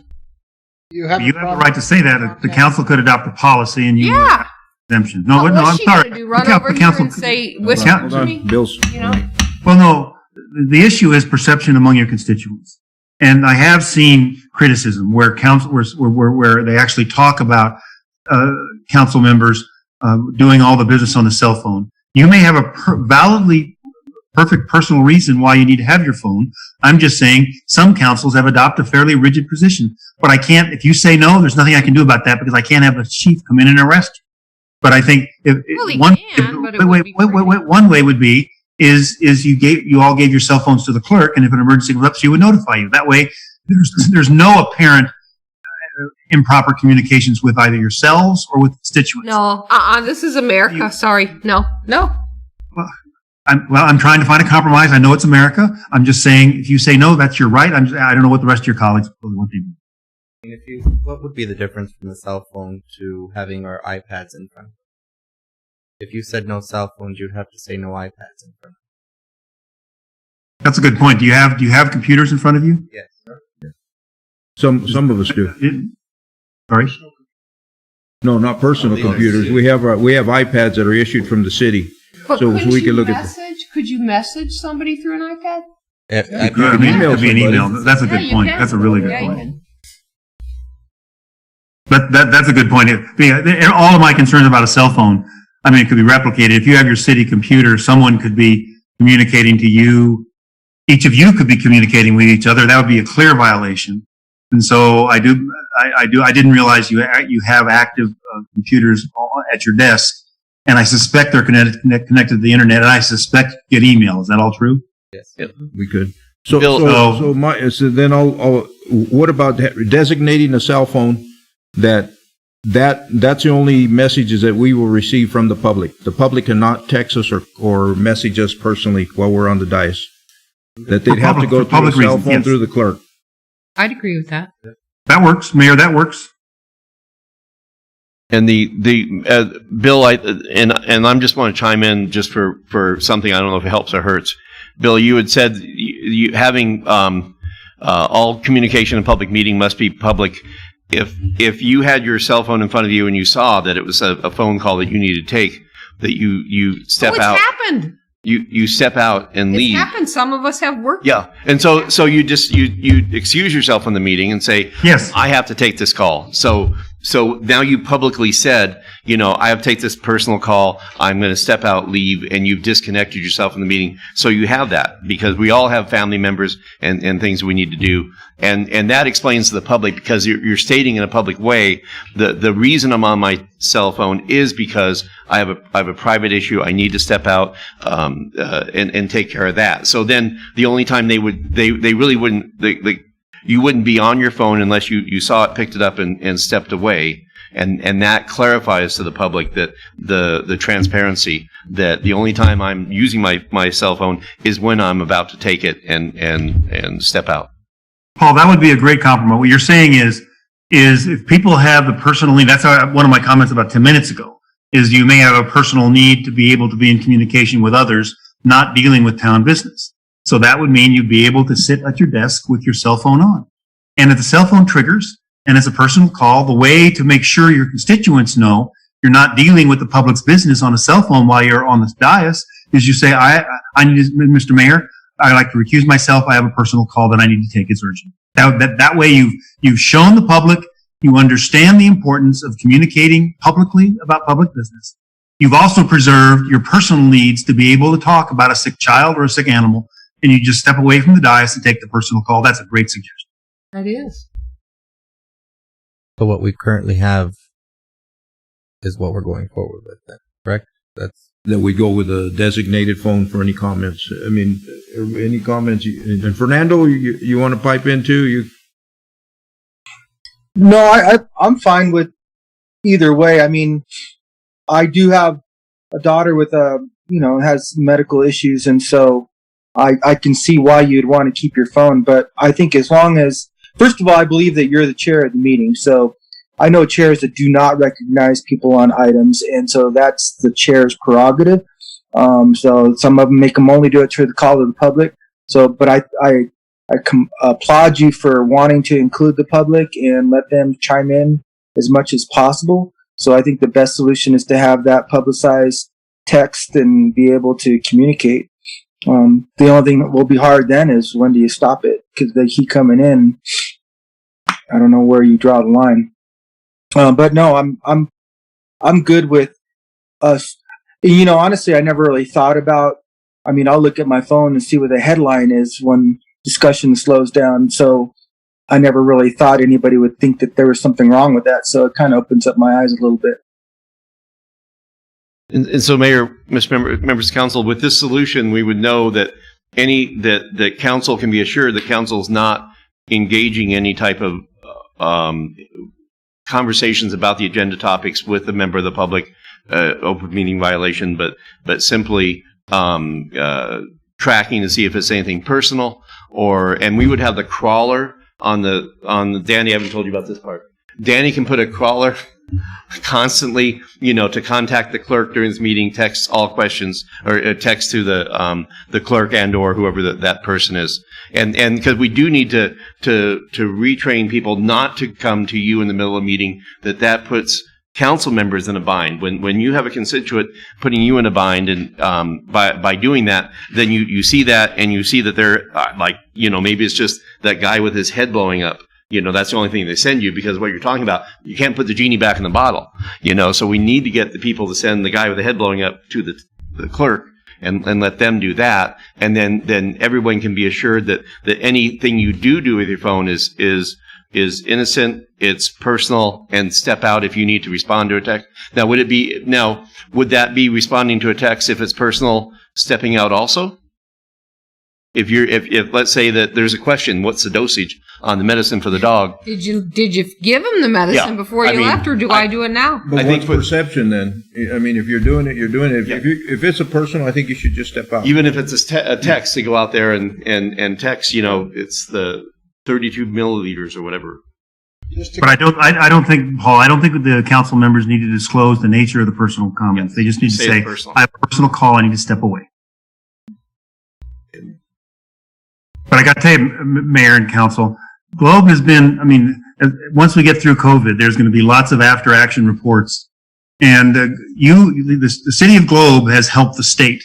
I don't know if your mayor was the fire chief at the time, but it was your fire chief who tipped off all the state about state forestry trying to come out with a document that was terrible from an indemnity. Your fire chief called me and said, this looks odd. And so the league immediately put out a flash bulletin to all the cities and towns not to sign that IGA, and that resulted in the league, the risk pool program of examining all these IGAs. You were the reasons. You helped us.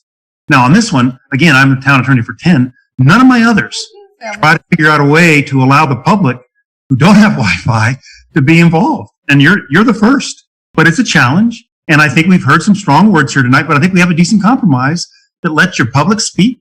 It lets you be responsible under the open meeting law, and it preserves your personal rights. I think it's a great solution. Thank you. You good with Thank you, Bill. Yes, sir. with that? Freddie, you good with that? Yeah, Mayor, I'm because I do have a business that on emergencies I have to respond, and I'm okay with just figuring out a way how I can get contacted during the time that I'm in a meeting. That's really where I'm at. I mean, I just have to. I have to be able to respond to my job. And so if you got a call for a water line, that would be a personal, not a city issue, and then you would step out. Just excuse myself. Which he's done well. Yep, You've done yep. that. You've said I Yep. have to step out and take a call, and you've done that. Larry did that. Larry Alderman did that. I don't remember what the issue was. I just remember him saying, "I've got to go." I don't think anybody here has any intent of abusing the system, but we all have to realize that some of us need to be able to be contacted. I just feel like the one thing we're not going to be able to get away from is those of us that have city-issued iPads. There's access there. I mean, that people, they have your email address or your text message, and you're going to get it. It's going to come right to you. You can't stop it. Unless Danny can figure a way out. I think the number of emails we've gotten, how many have we gotten tonight? But I haven't checked my email. I don't know what I've gotten, but I think on a hot item, I think in normally and normally you're not going to see very many. And a hot item, like when we had a call, you'd see a lot. And I think we just have to make that same commitment to not respond if you see that it's, usually your loved one is, any email is probably not going to be a loved one or an emergency. So you can figure if we just sans the email, leave it to be checked later, that's probably a safe bet. Mr. Mayor, You raise a good point. I didn't realize you have active email access during the course of your meeting. I mean, the difference is your public who has the Wi-Fi and the router and the computer and can stream, they will probably send you the emails pre-meeting, and you probably won't be getting substantive emails during the course of a meeting. You'll be getting texts because you've authorized that, and I think this process addresses that. Other questions or comments? I motion to adopt the recommended guidelines for acceptance of public comments during virtual council meetings, with the caveat that we set up a number and the crawler on the screen so constituents know where to text and where those comments go to. Second. We have a motion and a second. Any further discussion? All those in favor say aye. Aye. Aye. Any opposed, nay? Any abstaining? Motion passed. Thank you, Bill. We have any late agenda items at all? We do not. Second call to the public. Do we have any texts, emails, or that need to be read? None. Scheduling of meetings. We do have our budget rollout meeting next Wednesday, June 3rd at 5:30 to 8:30 is what I'm hearing. You're hesitant there. Now, what's that about? 7:30. He tried. That was a good try. Did we say 7:30? Yes, you did. Oh, 5:30. But we know. I put it down. no, I thought it was 3 hours. 5:30 to 7:30? 5 hours. Is it 5:30, 6:30, 6:30, 7:30? 5:30 to 7:30, right? 8:30. 8:30. I'm pretty Put sure. it to 9 o'clock. Oh, God.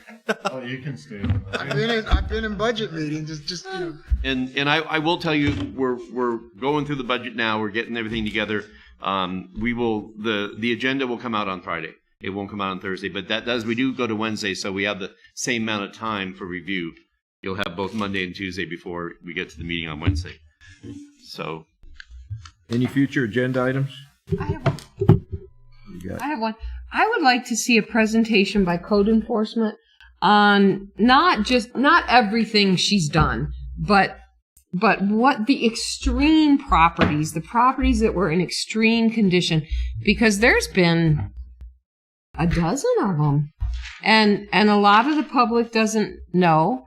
I think it would really help to, I get people, even today, after yesterday when I drove to the cemetery and saw that beautiful lot and said, oh my goodness. But even today, I had a client say to me, well, that started well, but I don't really think that code enforcement does much. And I'm like, oh, you have no idea. well, the one thing we haven't been able to go back to is with 11 minutes on 11 departments, and that would be something that we could bring back as part of 11 minutes on 11 departments. Oh, that'd be great. Get that going. People really make need them to know. God, so many things have changed since 2 months ago. All the, and then, but we will be bringing back historical preservation update, not on the June 3rd, but on the no. See, that was another try. He tried to slide that one right. We'll go further. Blue Yeah. flag That we're gonna Took mine. just fast forward. I don't have a blue pen. Okay. All right. No e-session. No e-session. Do I have a motion for adjournment? Motion made. Second. Motion a second for adjournment. All those in favor say aye. Aye. Any opposed, nay. Meeting adjourned. Thank you, guys. All right. Good night.